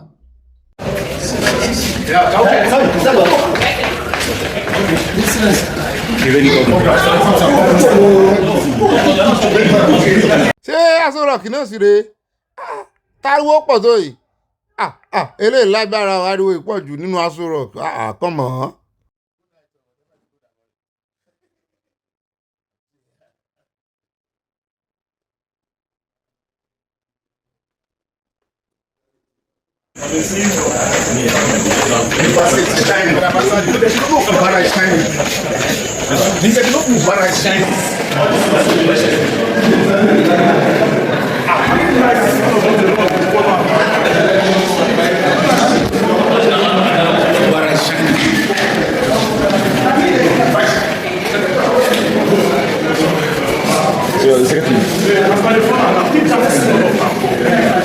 You're aware that the suspension was lifted on the 17th, midnight 17th, and I came in on the 19th. Ideally, it's proper for me to see Mr. President to tell him that I'm back and I've also resumed my responsibility as the governor of Rivers State. It's not much, it's father-son discussion, telling him thank you and the areas where, if at all, there should be any issue for him to guide me properly so we don't be in any situation that will bring crisis again. That's all. So what did the president, what did he tell you, sir? What did he say to you? What he said to me? He advised me on what to do and how to go in the right step. And the question many people ask is, are we sure? You've read so many articles and now you're smiling so much. The question is the peace a real peace or is it just a peace that everyone is just voting that may likely escalate later? What should the people of Rivers State be expecting particularly? I don't know what you mean by... The people you... I don't know what you mean by is it a paper peace or peace? So long as I'm concerned. We have made peace. My Fubara and his principal are working together. Thank you. Thank you. Ó dá owó náà ní ẹ ti gbọ́ yẹn o kó lè dá náà ń bá kiri o ṣùgbọ́n àwọn èèyàn kan ti sọ wọ́n ní bóyá lórí ọ̀rọ̀ kó fẹ́ defect àwọn ò sì lérò bóyá ó lè defect ṣé ká sáré gbọ́ lẹ́nu wọn náà ẹ bá ń tẹ̀sí ẹjẹ́ àgbọ́ lẹ́nu wọn bá a bá padà dé ká wá lọ sọ́dọ̀ ọ̀gá rẹ̀ Wike. Just a day before the suspension, so the state of emergency was declared. The House, the Rivers State House of Assembly, they have already make a motion, to impeach the governor, which might also result into chaos and all of that. And of course, I was listening to Bukola, saying that I'm sure he was grateful for. They said half bread is better than none. That he was able to be back and they resolve everything politically. This is how far you can go. But I think in democracy, the man should have been left to do his job, what he has promised his people. But this is how it is in Nigeria. Sometimes it is Godfather that dictates how far you can go. It is Godfather that dictates what and what you can do, what appointment that you can put in place. But I'm sure since he's back now, he needs to recover the lost time and the last 6 months which are taking Rivers State backward. Forget about the state of emergency because now he just need to galvanize whatever that is left, unite the people from all fronts, whether pro-Wike or anti-Wike, whatever it is, just make sure the state enjoy the dividends of democracy. I don't see him joining APC based on what we have heard from the filler. Just finish your time, but I stand to be corrected. Finish your tenure and go. Just have your one shot. And since Wike said he has forgiven him, let's see that he has forgiven indeed, and he has forgotten about what has happened in the past. Maybe they will allow him to run for the second time. Ó rẹ̀ káàbọ̀ padà ẹ̀jẹ̀ lọ sọ́dọ̀ Wike wọ́n ní Wike tún ti fẹnu já wáyà dé ọ̀dọ̀ ìkànnú àwọn ọ̀gá ológun mo ní kí ló ṣẹlẹ̀ o mo ní kí ló tún lọ sọ o wọ́n ní ọ̀gá ológun tí orúkọ rẹ̀ ń jẹ́ Jamil Sama GOC 6th Division of the Nigeria Army wọ́n lòun ní ó fẹ̀sùn kàn gbà yẹn ẹ sì rántí ní ọdún ẹ wo fọ́nrán ẹ wo àwòrán tá a fẹ́ lò yìí tá a fi gbé kinní síta ọ̀gá ológun yẹn lẹ̀ ń wò yẹn 2019 gba ẹ̀nà jẹ́ GOC o wọ́n á ti lóye jù bẹ́ẹ̀ lọ báyìí o láti 2019 May 21 4:18 PM náà kọ́kọ́ gbé ìròyìn ẹni tó sì gbé fún iléeṣẹ́ ìròyìn The Cable ó ní Jemilat Nasiru kìí ṣe ọdún ìnáṣẹ́ ẹgbẹ́ o so rẹ̀ tó ṣe tú síta ni o so rẹ̀ gan kọ́ ló tú síta Wike fún ara rẹ̀ ló fẹnu ara rẹ̀ sọ nígbà tó sọ̀rọ̀ tọlọ́pàá tán pé ó fẹ́ pa òun ó ní wọ́n ní eléyìí náà fẹ́ sùn tí òun pé ó fẹ́ yìnbọn fún òun ó fẹ̀sùn kàn án. General Sahab, I hear he works with NSC now in NSC's office. General Sahab, the man was brought as a sitting governor. He didn't see me eye. He came to the university, so he will never see me. He turned the GOC division, the 6th division, to army office. Let me tell you, I'm actually promising him to make him the next chief of army staff. Let me tell him. Look. When I see people are talking about this government is doing this, I say, come, you know what you're talking about? Which government? I saw a government, federal level, moving to a state like what is happening now in Gaza. I say, I saw the General Saham ordered that I should be shot. General Saham. That's why when I heard that is in the next office, I refused to go there again. Yẹn ló wá jáde tó wá tún gbogbo àṣírí pé Wike lẹ̀ ń dá lóhùn Wike tó jẹ́ wípé billions of billions ló wọ́fà òun pò máa fóun pé àwọn wà lára àwọn tí wọ́n lọ ṣe àmójútó ń gbà náà àwọn ológun tán yàn wípé kàn dúró déédéé kàn wà lójúfò in case anything lè ṣẹlẹ̀ torí àwọn ti gbọ́ wípé wọ́n fẹ́ fà wàhálà wọ́n sì fà wàhálà ń gbà náà ara wàhálà tán fà fídíò ẹ̀ làmú wá fún yín lánàá táwọn ọlọ́pàá àti Wike fẹ̀sùn kàn kó fẹ́ pa ó tún fẹ̀sùn kàn bàbá yìí náà bẹ́ẹ̀ náà ni ó tún ní bàbá yìí náà pé ó wà lára àwọn tán ń jí ọ́ìlì tán ní kán rè mọ́ sọ ọ́ìlì kán rè mólè pé òun náà wà lára àwọn ṣùgbọ́n ó láwọn èèyàn bá tún lọ wú síta 2019 wọ́n ló ti ẹ̀dá Wike ní ó túlétúlé tọ́ bòkú lójú àwọn náà ó bá wú síta. Jamiu Sama, the general officer commanding 6th division of the Nigerian army, said Nyesom Wike offered him billions of naira in a bribe to compromise the 2019 governorship election in the state. Òun náà ni Wike wá ń sọ̀rọ̀ àlùfànṣá sí ní ìsìn. Ṣùgbọ́n wọ́n ní general yìí níbi tó ti ń deny accusation yìí wọ́n ní ó ní Wike resentment against me is based on my choice of professionalism and integrity over the billions of naira offered me by the Rivers State governor to compromise the 2019 general election. Wike jẹ́ gómìnà nígbà náà.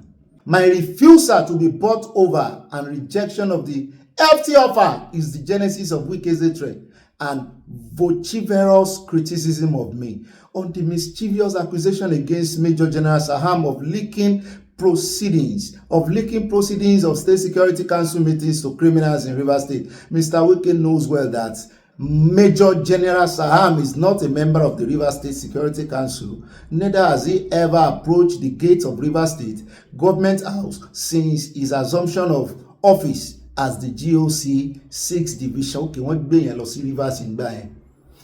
Mr. Wike only came face to face with Major General Saham on the 15th during the 2019 Armed Forces Remembrance Day Parade at Igboho Park, Port Harcourt. The Nigerian Army wishes to challenge Wike to provide the public with any evidence of such meetings with Major General Saham in attendance.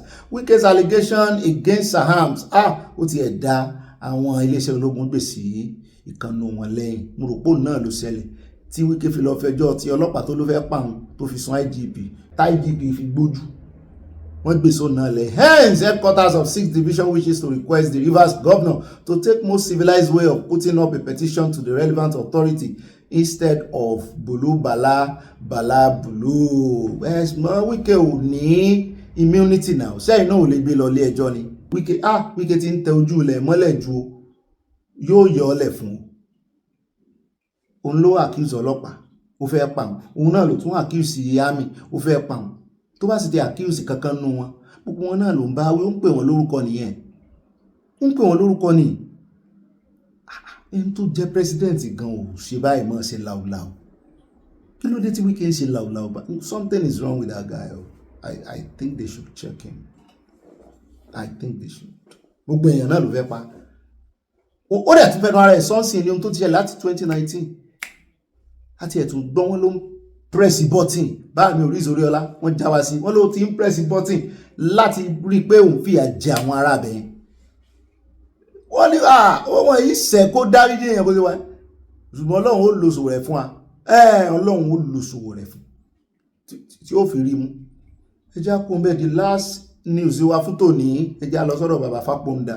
Àmọ́ ṣàlàyé sí láàrin bàbá sọ̀rọ̀ tó pọ̀ inú wọn náà láti gbọ́ wípé lẹ́yìn tí àwọn ọmọlẹ́gbẹ̀mọ aṣòfin tán kóra wọn jọ, wọn náà ti ṣe ìforíkorí, àwọn ti ṣe consultation tó lọ́ọ̀rìn tó múnádóko, àwọn ti bá àwọn aráàlú sọ̀rọ̀, wọ́n sì ti mọ̀ tán wọ́n fẹ́ ṣe constitutional review, àwọn fẹ́ ṣe adjustment, àwọn fẹ́ ilé nítorí ẹ̀kan wó palẹ̀ kan tún kọ́ wọn. In fact, iye ọjọ́ tó máa gbà wọ́n láti fi ṣàmẹ́lmẹ́ǹtì gan ó ti tó kọ new constitution. Wọ́n sì tẹnu mọ́ wọn ní gbogbo èyí tẹ́ bá ń sakitiyan tẹ́ ń sáré kiri tẹ́ rò pé Nàìjíríà máa work, pé kò lè work, pé Nigeria is not a one nation country or a country, is not a one country nation. Mo sì gbé inú mo ní kí ni ṣé yàtọ̀ wà láàrin country àti nation ni bàbá yìí ló jẹ́ àmọ́ ó ní Nigeria is not a one nation, ilé kìí ṣèdè kan náà. O ò lè fagídí mú mi, èmi náà ò lè fagídí mú ọ, pé bó ṣe kó ṣe rí nìyẹn. Àwa ń jàmùlà, ẹ̀yin ń jẹ túwó, àwọn kan ń jẹ fùfú àtẹ̀bà pọ̀, àjẹkúta mọ́ mú mi, àwa mú mi lọ́dọ̀ tí a bó lẹ́sẹ̀ wá kó ẹni tí ń jẹkúta tí ò mú mi pọ̀ mọ́ ẹni tó yẹ pé ẹ̀bà ní ń jẹ ẹ̀bà rírọ̀. Ẹ̀bà ti wà ilé bí ẹ̀bà àwọn Ìgbò tá a sì mú mi lé, tá a tún ṣe ga wọ́ọ́rọ́wọ́. Ẹ wá fẹ́ kó wa mọ́ àwọn àjẹkúta mú mi. Bẹ́ẹ̀ náà ni àwọn náà jẹ́ àmọ̀ wípé wọ́n ti fẹ́ gbé òfin kìrìsìtẹ́nì náà bí òfin ṣàríà ṣe wà, wọ́n lófin kìrìsìtẹ́nì náà fẹ́ wà. Ilé ìtàn tó wá mẹ́nu bà tẹ́mi ò mọ̀ tẹ́lẹ̀, ó ní ti Aláàfin tán náà ń béèrè fún another state. Mo ní tán bá fún Ìbàdàn state tí Ìbàdàn kúrò ní Ọ̀yọ́, mo ní ṣé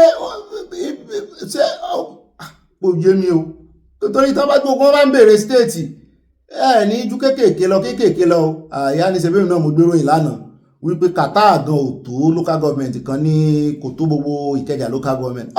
Mo lò orí sọ kan fún everybody state nígbà náà o. Ṣé káà náà gba state àyà state Ọ̀gbẹ́ni Bobby state ẹ bá ń tẹ̀sí ilé àgbà ẹja gbọ́rọ̀ lẹ́nu ká farabalẹ̀ gbọ́rọ̀ lẹ́nu bàbá Fápóndà. Bàbá ní àwọn tó gbójúgbóyà báyìí nínú àgbààgbà ìran Yorùbá, nínú àgbààgbà ìran Yorùbá. Ọ̀rọ̀ yìí lásán, ọ̀rọ̀ tán sọ yìí, ọ̀rọ̀ kan yìí ṣe lásán. Ìwọ̀nba ọ̀rọ̀ tán sọ yìí gan yóò máa gbò wọ́n jìgìjìgì ńlẹ̀ Haúsá ni. Àwọn àgbàlagbà tí wọ́n sì máa jáde, wọ́n máa kanjọ abẹ́ǹkò. Ṣùgbọ́n àwọn àgbàlagbà ti wá olóṣèlú àtọ́bá àti joyè, olóṣèlú náà ń tẹ̀lé. Ìwọ̀nba péréte tá a ní ẹ̀kọ́ kan náà máa jáde sọ̀rọ̀. Bàbá Fápóndà náà àti gbóhùn wọn ti pẹ́. Àgbọ̀tẹ́lẹ̀ á sì fún ọ láì dàrẹ́ bá ń tẹ̀sílẹ̀ agbára. A mọ̀ sí àlàyé sí láàrin. Ṣùgbọ́n ká tó gbọ́rọ̀ lẹ́nu bàbá Fápóndà, ẹja sáré de mítìn alágboolé tí wọ́n náà ṣe pẹ̀lú àwọn ọmọlẹ́gbẹ̀mọ aṣòfin ní ibi tó ti fẹnu kò iye òfin tó ń fẹ́ review tó ń fẹ́ ṣe àlẹ̀pọ̀ rẹ̀ wọ́n fẹ́ pàjẹ́. Aláàfin náà lẹ̀ ń wò yìí níbi tó náà ti propose pé àwọn náà fẹ́ new state yàtọ̀ sí Ìbàdàn state. Ẹ jẹ́ agbọ́ lóríṣiríṣi, ṣé kìí ṣe pé lóòótọ́ gbogbo àwọn tẹ̀ ń wò yìí pàápàá jùlọ ilé ìgbìmọ̀ aṣòfin pé wọ́n kàn waste time ara wọn. Bàbá Fápóndà wọ́n sì fẹ̀sùn kàn wọ́n ní wọ́n lọ rẹ́ǹtì èrò ni. Wọ́n ní pàápàá jùlọ àwọn obìnrin tó ń gbé placard dání tó ń pariwo women inclusion. Bẹ́ẹ̀ náà ni mo yọ gbọ́ àwọn obìnrin tí wọ́n wà nù politics nù Nàìjíríà pàápàá jùlọ at local government. We have embarked on the most comprehensive, most consultative review process in Nigeria's democratic history. We have held retreats with legal scholars and technical consultants. We have convened dialogues with the judiciary, security agencies, and national women groups. We have engaged with our vibrant civil society and held several public hearings all. Yani today is not inspiring at all. Half of the crowd was rented, women with placards to promote for this women inclusion. Serious-minded people who have ideas to present didn't have the chance to say anything. Okay? They want to amend the constitution in 87 places with 74 bills. in the next maybe 3 to 6 months, do we have the executive capacity in the 36 days to digest 74 bills and then make sense out of it? Do we? We don't. In effect, they're going to just, the person is that they want to create many more amendments to justify the money given, voted for this exercise. They are, in fact, they are still calling for more areas to tinker with. So the more areas, the Constitution is already 320 clauses. 320 clauses already, what you already have. So how many pages will Nigerian Constitution be eventually? All omnibus, centralized, everything. The whole play was just a jamboree today. We just sat down all through listening to the whole system. Well, it's not fit for purpose at all. Well, you talked about alleging. I don't know how you got that word alleging. Who said you allege that the hired crowd? Well, women are too many. Because they were talking about their own bill. I asked people, have you read this document before? Nobody has read the document even we came to discuss. Not one person. Not one person has read it. They don't know why they were there. Absolutely. Ṣé iná ń gbọ́ this is the normal thing ní Nàìjíríà abnormal ni mo di normal wọ́n ní ọ̀pọ̀lọpọ̀ àwọn obìnrin tán kó wá síbẹ̀ wọ́n bí wọ́n àwọn sample wọn ń jẹ́ ti ka nǹkankan nípa kínní torí eléyìí tó jẹ́ Kalu àbí kí ló kọ rẹ̀ tó jẹ́ second in command nílé ìgbìmọ̀ asòfin òun náà ló move indigenous bill o ẹ jẹ́ bàbá láàyè kan sọ̀rọ̀. Compare what we have today. It's just a marketplace of all kinds of people who don't know why they were there. Also, assembly, you will have a mandate one by one what you are coming to do in the assembly, focused on the issues of constitution. And then you have leadership that have set agenda direction. In this one, we have no leadership. House of Reps is made up of junior people. What of the Senate is supposed to have high capacity to admit issue? They are on the sideline. So this is not a serious thing. A constitutional assembly is a serious. I mean, we all know what happened in the United States in 1776 now. People who are very thoughtful about how Nigeria should be structured and managed and governed, not just a transport building jamboree the way it was. And nothing will come out of it because they're going to get many more areas to amend. In fact, the distinguished Alaafin came again personally to demand for an extra state, more than the 47 they already articulated. So it's a shopping list of things to do. It was not designed for problem solving of Nigeria at all. That's what you. Ẹ gbọ́ ṣé ẹ wà mọ́ bú Aláàfin ni torí pé wọ́n béèrè fún New State. Akẹ́yìndé gbẹ̀gbọ́n ń ò sí ń bẹ́ẹ̀ gbà tẹ̀ ń sọ. Wọ́n sì ti wá fi mí joyè mo ti lórí àlééfà bàbá mi. Ẹ jẹ́ kẹ́mi náà fẹnu sí kò tí ì léètì. Ẹ bá mú state kan. A bá sọ ti kíní lánàá torí mo ti rán àwọn Yorùbá àgàtà tó ń sọ̀sọ̀kúsọ. Tọ́ni Aláàfin náà kíní. Ẹ fílẹ̀ ẹ bá lè béèrè méjì kan béèrè méjì. Ilẹ̀ Yorùbá náà ń béèrè ẹ̀ bọ̀. Ẹ fi ìjà tí ó ṣẹlẹ̀ lẹ́yìn ti parí. Ilẹ̀ Yorùbá náà ń béèrè ẹ̀ bọ̀ àná la ṣe analysis lórí ìtàwọn ará Òkè Ọya tí ó yẹ pé village pòpòpò mọ́ mi Olúfúnkẹ́ Fájimólú wọ́n sì gbé wa débẹ̀ gan lórí ẹ̀ àwọn ilé ewúrẹ́ ilé àgùntàn tó ń kọ́ kiri ilé màálù ọ̀ràn ń kà náà wọ́n daṣọ borí wọ́n kára wọn bí ẹni pé jù bẹ́ẹ̀ lọ sí lámẹ́ tí mo ti lọ sáàbùsẹ̀ wọ́n tó 20,000 wọ́n kára wọn ní 104,000 àṣà 2016 ọlọ́run ló mọ ìtàn pè báyìí.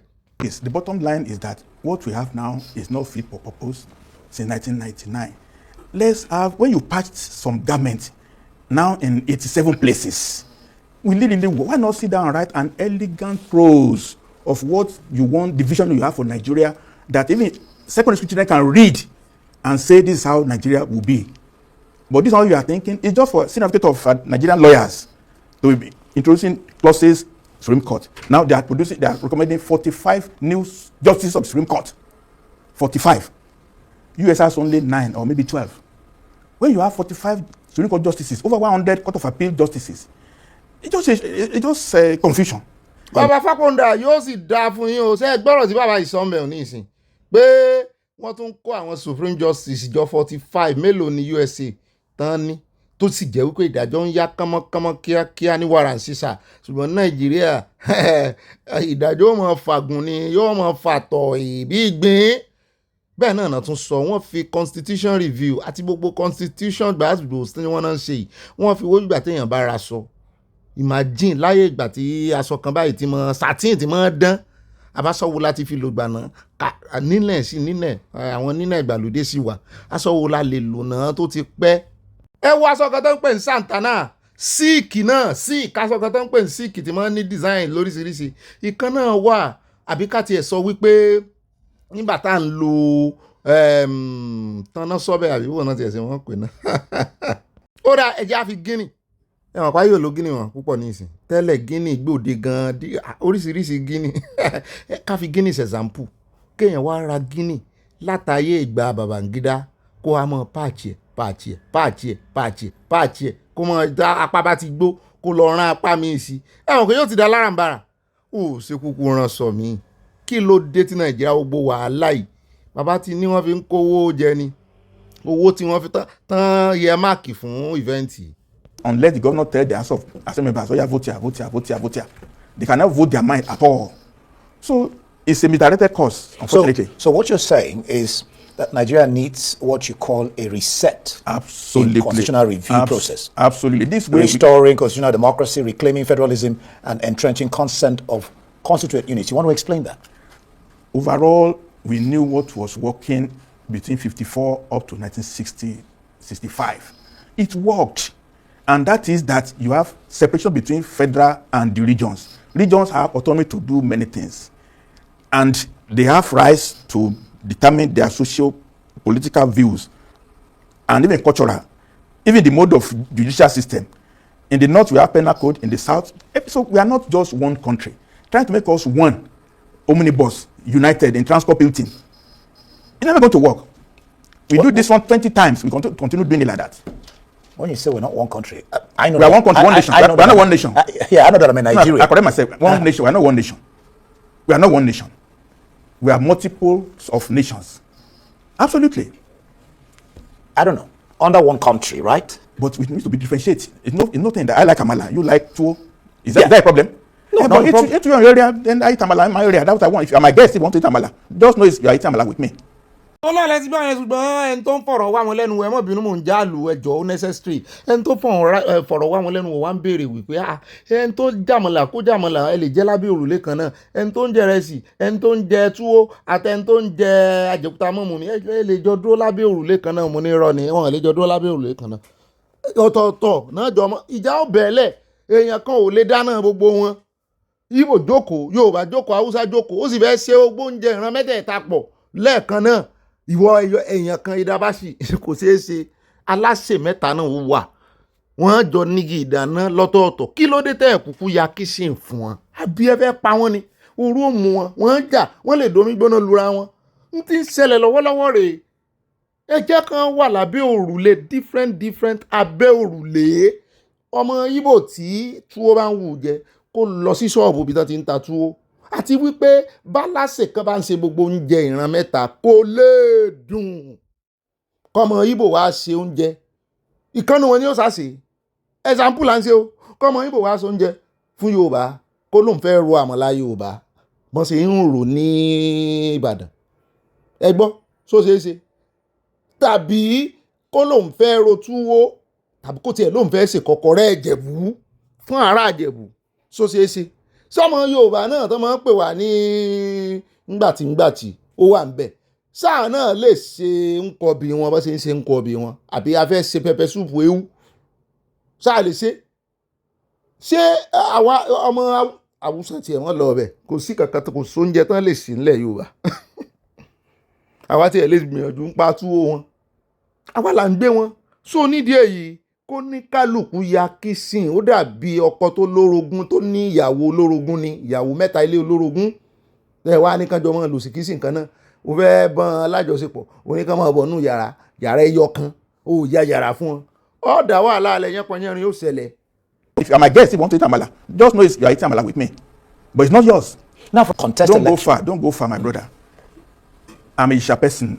Does this law make me an Ijebu because I live in Ijebu for 10 years? Have I become an Ijebu of Ijebu? Just within Yoruba land, not even the whole country. Have I become an Ijebu person?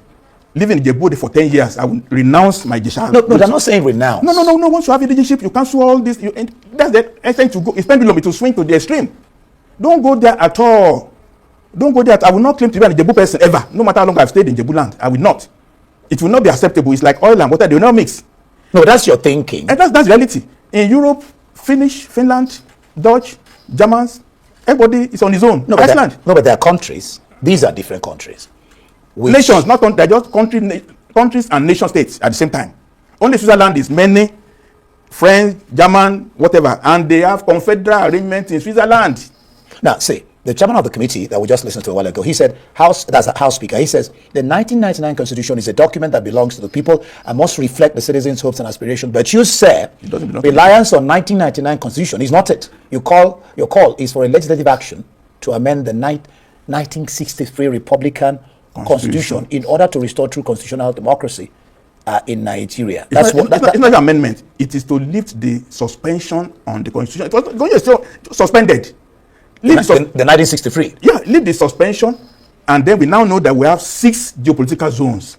We fast forward to now that we have the National Assembly has already enacted 6 geopolitical zones. They already recognize that we have 6 zones. So bring 1963 framework up, produce federal constitution, produce 6 regional constitutions, and then dissolve powers, education, health, roads, everything. Let region do the way it wants. Let control their resources. So are you saying we should go, no, because control of resources is one of the things that they are amending, so that states can have their resources with the federal government? It's not to list it. You know why you're thinking? They don't want to go the whole lot. Look, we need to go the whole lot. Let's stop this talking about. Look. Okay, are you saying then that Nigeria should, because that's what it looks like, revert back to regional system? Absolutely. Are we not going back? We have gone back. There are 6 geopolitical zones now. It's already enacted. They form commissions, everything. Go the whole hog. We've fought the national anthem, 1960 also. Is it not true? We have seen so there's nothing wrong with going back to what was working. The military brain from 1966, we have to roll back. We don't roll it back and do course correction based on the fact that we are regionalized. Now, as I agree that we are regionalized now, we have 6 regions. They call it geopolitical zones. What does that mean? It's the same thing. There might now be people who don't want to be in the 6 zones. Okay, you allow them to have maybe 1 or 2 or more regions.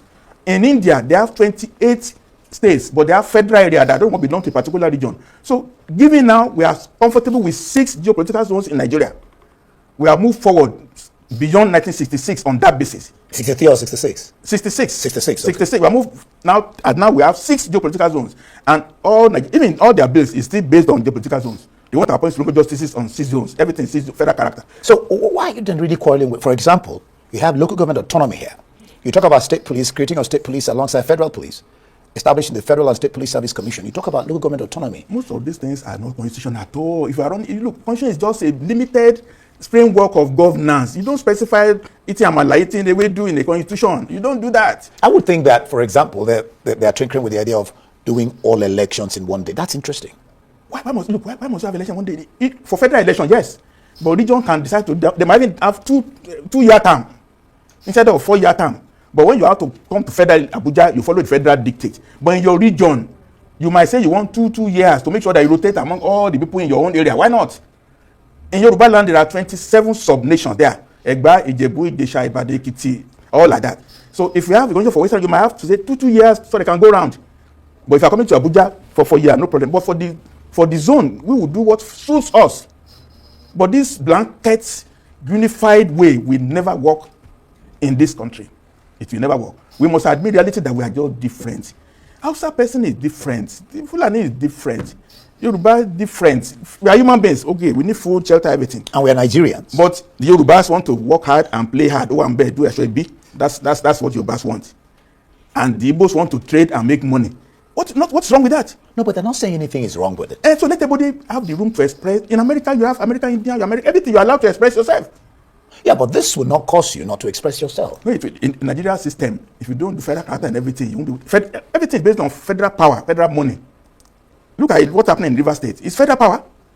We don't want federal power. Let each region do his own. In the UN, the states are suing the government severally to stop Trump from interfering. You have federalism there. From interfering. You can't interfere in the states in the US. You don't get away with it. The judges are up to the task. But even though Trump is trying to turn things around. But we lose in the midterm election. Yeah, and of course some judges are saying anyway. They have that system. But here we need to have that system too, where with this omnibus, everybody come to Transcorp Hilton, and then FAC allocation money is missing. NAPC is eating money. Nobody knows where it is. That's wrong. In the 60s, Western region was borrowing money to federal government. It's not a fact. It's a fact. We need to go back to what is working. The centralized system will not work. I'm not a prophet of doom, but this one they are doing now. No, but they're not. They're also talking about devolution of powers. No, they're not. Their system item, the country, they didn't talk about it. In fact, bàbá sòótọ́ ọ̀rọ̀ ń jálura wọn ni iṣẹ́ tí ẹ̀rí ọ̀rọ̀ Amẹ́ríkà tán mú mọ́ èdè kan ní gbogbo wọn ń sọ l'Amẹ́ríkà. Wọ́n wá sọ wọ́n ní country yàtọ̀ sí nation. Wọ́n ní country kan dàbí àbùradà umbrella tójò bá ń pa àyàn téèyàn kan mọ́ umbrella lọ́wọ́ ṣùgbọ́n nígbà tójò yẹn wá lé àwọn mẹ́ta wá sásá bẹ́ẹ̀ àbáwọn méjì míì ó gba àwọn méjì míì láàyè ó accommodate wọn pé ẹjẹ́ àjọ dúró ń bínà wọ́n dúró lábẹ́ ilé kan wọ́n fi umbrella débẹ̀ nígbà tó jó sí dáa ṣé wọ́n mọ̀ tẹ̀léra wọn lọ lé ní ṣé bí umbrella ó lọ lọ́tọ̀ àwọn yòókù náà ń rìn lọ́tọ̀ ni ó ní bó ṣe jẹ́ nìyẹn ó ní country is like umbrella ó ní àwọn èèyàn gangan ní nation elédè ọ̀tọ̀ọ̀tọ̀ kó ní kálukú yá lọ́tọ̀ bàbá yìí yóò dáa fún yín.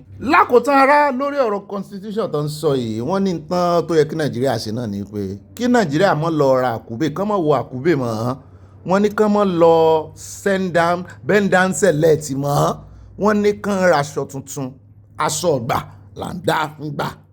ẹ wo náà lẹ ti gbọ́ yẹn o gbogbo àlàyé táwa náà ṣe akànnì ká fẹnu sí i ká ṣàlàyé ẹ̀ Yorùbá ni gbogbo àlàyé tán ṣe wà self-explanatory gbogbo bọ́n ṣe fẹ́ tún waste time ọmọ Nàìjíríà every 4 years wọ́n ṣe máa ń wà nù wọ́n tún fẹ́ waste time ọmọ Nàìjíríà gbogbo akitiyan wọn gbogbo làágùn wọn lórí pé wọ́n tún fẹ́ máa ṣe patch lórí constitution tẹ́ ti mọ̀ pé ológun lónìí kí ló dé tẹ́ ẹ̀ ṣe kúkú kọ̀ mí kí ni ń bà ìlẹ́rù kí ló ń fò ìláyà kí ló dé tẹ́ ẹ̀ fẹ́ dá dúró indigenization wà ń bẹ wọ́n náà tún push ẹ̀ ẹ sì gbọ́n tí bàbá sọ ó kàn dàbí pé kíró èmi náà gbéra ní ìsìn kí wọ́n á ní mo fẹ́ lọ di ọmọ Ìjẹ̀bú láti wò àbí láti fẹ́ torí bàbá mi ló ní wò Ifẹ̀ lèmi Ifẹ̀ ni mi ń tààràtààrà bàbá mi ni wò ọ bá ń wo torí ilẹ̀ Yorùbá àbí Nàìjíríà àbí tó bá ti bí bàbá èèyàn lèèyàn mọ́ claim ṣùgbọ́n irú ibi táwà wá ibi tó bá bí ọ sí ibẹ̀ ni claimant rẹ̀ sókàn dàbí kí n gbéra ní ìsìn kí wọ́n á ní mo fẹ́ lọ di Ìjẹ̀bú kódà kí n ti mọ́ gbé Jẹ̀bú lọ́dún 10 ọdún kí n ti gbédè kí n ti bá wọn lúpọ̀ àwọn náà ń dìbẹ̀ lẹ́kọ̀ọ́ wọn lóòótọ́ mọ̀ ní àìmọye àwọn ọmọ Ìbàdàn ọmọ Ọ̀ṣun tán ti dọ́mọ Èkó mídẹ̀ náà dẹ́ ń sọ kiri wọ́n ti gbàgbé wọ́n kú lẹ́dẹ́ wọ́n ti gbàgbé ẹ̀dẹ̀ tán ti kú lẹ́dẹ́ wọ́n wá ń sọ mídẹ̀ lẹ́kọ̀ọ́ wọ́n ti dọ́mọ Èkó wọ́n ní ṣùgbọ́n àwọn ò ní gbà fọmọ ibo wọ́n ní tó bá mú ọmọ Oǹdó tí ò fi lè lọ ọmọ kílèmù ọmọ kiri kó sí bó ṣe pẹ́ tó níjẹ̀bú yóò mọ lọ ilé ọdún lóǹdó ó sì mọ ilé bàbá rẹ̀ lóǹdó àwọn tán bí sífẹ̀ yìí gan alágbólé ń fẹ̀ ìwọ ni agbólé bàbá mi wà sóò tí ò lè jẹ́ kí n kílèmù fẹ̀nu ṣùgbọ́n torí pé Ifẹ̀ ni ìrandíran mi ti ṣẹ̀wà kan tó lọ tẹ̀dó sí wò alágbólé kọ́mọ́ ó ti ẹ̀jẹ̀ agbólé kan ṣoṣo náà ni gbogbo àwọn ọmọ òní ní Ifẹ̀ asálágbólé ń fẹ̀ so nídìí èyí tí mò ń gbìyànjú àti sọ náà ni wípé láàrin àwa tá a jẹ́ ọmọ Yorùbá gan òwe Yorùbá tó sọ wípé oko ìjẹ́ ti bàbá tọmọ kó mọ́ làálàá ó wà ń bẹ̀ àkàngbà pé Yorùbá ń gbogbo wa àtún ní dialect tó yàtọ̀ oúnjẹ kan náà kọ́ la tún jẹ àwọn oúnjẹ kọ̀ọ̀kan ló tún bára mu ìmí tó tún bára mu gan ó ní bá ṣé Oǹdó lè claim pọ́n làwọn ní ìfọkọrẹ́ bẹ́ẹ̀ Ìjẹ̀bú náà ṣe lè claim pọ́n làwọn lajá jíjẹ lókìlì so everybody ló ní peculiarity tiẹ̀ bó lẹ́sẹ̀ wá máa gbé indigenization law tẹ́ẹ̀mọ̀ fẹ́ fi fọ́ọ̀sì ọmọ Ìgbò àmọ́ tilẹ̀ Ìgbò wà yóò fẹ́ mọ́ claim pọ́ ọmọ Ìjẹ̀bú ló ń bá rẹ̀ wọ́n forí bàbá rẹ̀ sọlẹ̀ ń bẹ́ àti ẹ̀gbọ́n sórílẹ̀-èdè ẹ lè claim citizenship wọ́n sì ń revoke citizenship ní ìsìn náà wọ́n revoke ẹ̀ àwọn tó sì ń gbé òfin indigenization bọ̀ lọ́jọ́ sí kó tó di wọ́n kàn step ẹ̀ dáa ní o wọ́n àti ìparẹ́ o kọ́ ẹ̀ pé wọ́n tún gbọ́n erupo orí ẹ̀ lọ́jọ́ kan wọ́n tún gbé dìde ọmọ Ìgbò ìlàjẹ̀ndà o wọ́n kàn ariwo yín náà kàn jẹ́ kan step ẹ̀ dáa díẹ̀ wọ́n step ẹ̀ dáa ní wọn cancel ẹ̀ wọ́n sì fi revocation sí pé bẹ́ẹ̀ bá sí wà wò wọ́n lè revoke ẹ̀ wọ́n sì wọ́n revoke citizenship kò tí ẹ̀ lè work kí lẹ rí sí òfin ti àwa kìrìsìtẹ́nì kí lẹ rí sí òfin ti kìrìsìtẹ́nì àwọn oníṣẹ̀ṣẹ̀ ń gbọ́ sáwọn náà ní act nígbà tí mo wá summarize gbogbo kìíní bí ọ̀rọ̀ tí bàbá Fápòǹdà sọ ni pé wọ́n kàn waste time ara wọn ni gbogbo àwọn tó yẹ kó ti retire old brain náà ń lò wọ́n láwọn kan náà ń sọ wípé tó bá padà sí regional pé nígbà tí Nàìjíríà ń padà sẹ́yìn ni nígbà tó bá padà sí regional ibo Nàìjíríà padà sí bolówà iwájú ta ni n tó mú ààrẹ Tinubu sẹ́ẹ̀rí ààrẹ Tinubu lè mọ́ slow wọ́n lè mọ́ dọ́gbọ́n ṣùgbọ́n mi sì ní believe pé n tó mú wọn padà sí orí anthem old anthem ó ní nǹkan kan tó fẹ́ fàyọ ṣùgbọ́n kán mọ́ waste time wa kán jọ gbogbo ń tẹ́ bá fàyọ ẹ kọ́kọ́ bá wa ti ẹgbẹ̀ṣẹ́ kúrò lórí àkáǹtì bàbá Sunday Igboho kẹ́sì ẹjọ́ mọ̀ rìn fáńdáfáńdá kó mọ̀ yan bàbá mi òkè ńlá náà sì ti pàkíyèsí àwọn gómìnà ilẹ̀ Yorùbá sí àtàwọn ọba ẹ ṣe security summit kẹ́ ẹ fi Sunday Igboho sí olórí gbogbo bí security ó sì ṣe akíkanjú ni yóò sì ṣe dáadáa. Ó dá eléyìí ló wá dífá ìkéde tẹ̀sánwó fún ìkéde láti ilé agbára lọ́dọ̀ ọ̀gá mi Koiki Media níbi tí wọ́n ti ganu sí máìkì tó ń jẹ́ kí gbogbo wa mọ̀ wípé wọ́n láwọn kan ti kóra wọn jọ wọ́n ń parọ́ kiri wípé ẹgbẹ́ security kan Sunday Igboho ló ní wọ́n náà ń fi gbowó kiri wọ́n ní bàbá Sunday Igboho ti fohùn lẹ̀ pé àwọn ò dá ẹgbẹ́ security kankan lẹ̀ báyìí o àwọn ò tí ì fi àṣẹ lélẹ̀ fún èèyàn kankan láti kóra wọn jọ o ó dìgbà tí àwọn ọba tó bá fohùn lẹ̀ náà sì gbọ́ látòkè. Ọ̀gá mi the whitest lion gbóhùn òkè. Olóyè Dr. Sunday Igboho wọ́n ní kí n kéde síta fún gbogbo ọmọ Yorùbá pé àwọn ò tí ì fún ẹnìkankan ní àṣẹ tí èní jẹ́ 23rd of September 2025 láti lọ dá ẹgbẹ́ kankan sílẹ̀ tí wọ́n ń pè ní Ìró Ẹkùn Security Network. Wọ́n ní àwọn ò pàṣẹ fún ẹnìkankan kó lọ dá sílẹ̀ àbí kó create WhatsApp group fún. Wọ́n ní tásìkò bá tó àwọn á máa fún gbogbo wa ní information tó jẹ́ látẹnu tiwọn gangan bí gbogbo ẹ̀ ṣe máa lọ. Eléyìí ni mò ń sọ fún gbogbo ẹ̀yin yẹn wa pé kí a má sọ ohun tí olóyè ò tí ì fi síta gẹ́gẹ́ bí agbẹnusọ wọn tí wọ́n rán mi iṣẹ́.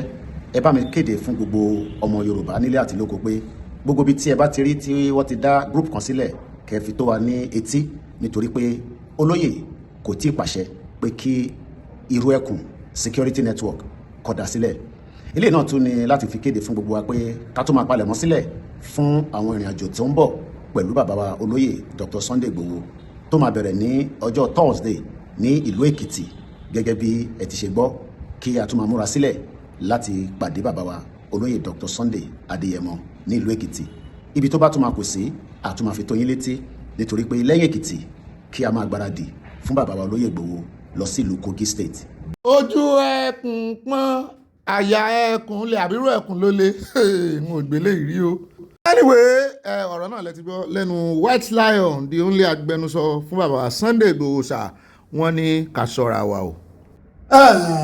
Yóò yẹ kò ní yẹ̀rẹ̀ wá rèé bára wa sí o akí bàbá Aládọjà o akínkù oríire o ẹ pẹ́ lórí oyè bàbá yín o bẹ́ẹ̀ náà ni à ń retí afẹ́kẹ́ gorí oyè tán ni kí bàbá Sunday Igboho náà wà wọn àmọ̀pọ̀ mọ́ yín ní ọ̀nà àmà gbọ́ ó yẹ pé bàbá ò tí ì dọ̀dọ̀ yín ní ìṣe ṣùgbọ́n èmi mọ̀ pé ó ní níbi ṣe ń lọ yóò yẹ kò ní yẹ̀rẹ̀ àní rí báyìí lọ lónìí o ẹ bá kọ gbogbo mọ̀ràn sí abẹ́ comment section ẹ mọ̀ ju 5 lines lọ ẹ jọ gbogbo ẹ̀yin mọ̀mọ́ wá sí rèé ẹ mọ̀ bá improve lórí English kọ ẹ lè dá English wò lórí Yorùbá gbádùn yín bẹ́ẹ̀ ṣe ń kọ́ o ṣùgbọ́n ibi tó bá yẹ kí kọ́ má wà àmì bus stop àmì ìdádúró àmì continue àmì pé mo kàn fẹ́ sinmi ń bì ní kọ́má àmì pé mo ti kọ́ tí mo fẹ́ kọ́ tán ní bus stop ẹ mọ̀ bá ń fi sí kó lè dùn ká comment section tẹ́ ẹ rí yẹn àti gbogbo mistake àti gbogbo unclean yẹn ní mọ̀ wọ́n gba 2 hours ẹnu comment section tẹ́ rí yẹn gbà mí ta yóò mọ̀ ká lóòlò lórí comment section tí ò ní mọ gírí tí ó ní sùúrù báyìí pé kí lòun ká gan nítorí kò sí kan má kò sàmì ìdádúró kó ẹjọ́ mo bẹ̀yìn ní ẹjá mọ́ improve ó sẹ́ńtì ìṣe mistake o kò sẹ́ńtì tó gbọ́n tán èmi kò gbọ́ Yorùbá tán ṣùgbọ́n ẹjọ́ ẹ jẹ́ ká máa ń fẹ́ máa rí improvement yóò yá kò ní yẹlẹ o God bless us o gbẹ̀yìn lẹ̀ sí fi kọ́másí lẹ́nu kọ́ dáadáa tí ń ju àáká tó ń jẹ́ kó yá ẹ̀ ṣeun àlékún agbára àní dànù bí omi ìsanwó. I love you and I see you tomorrow. Bye for now.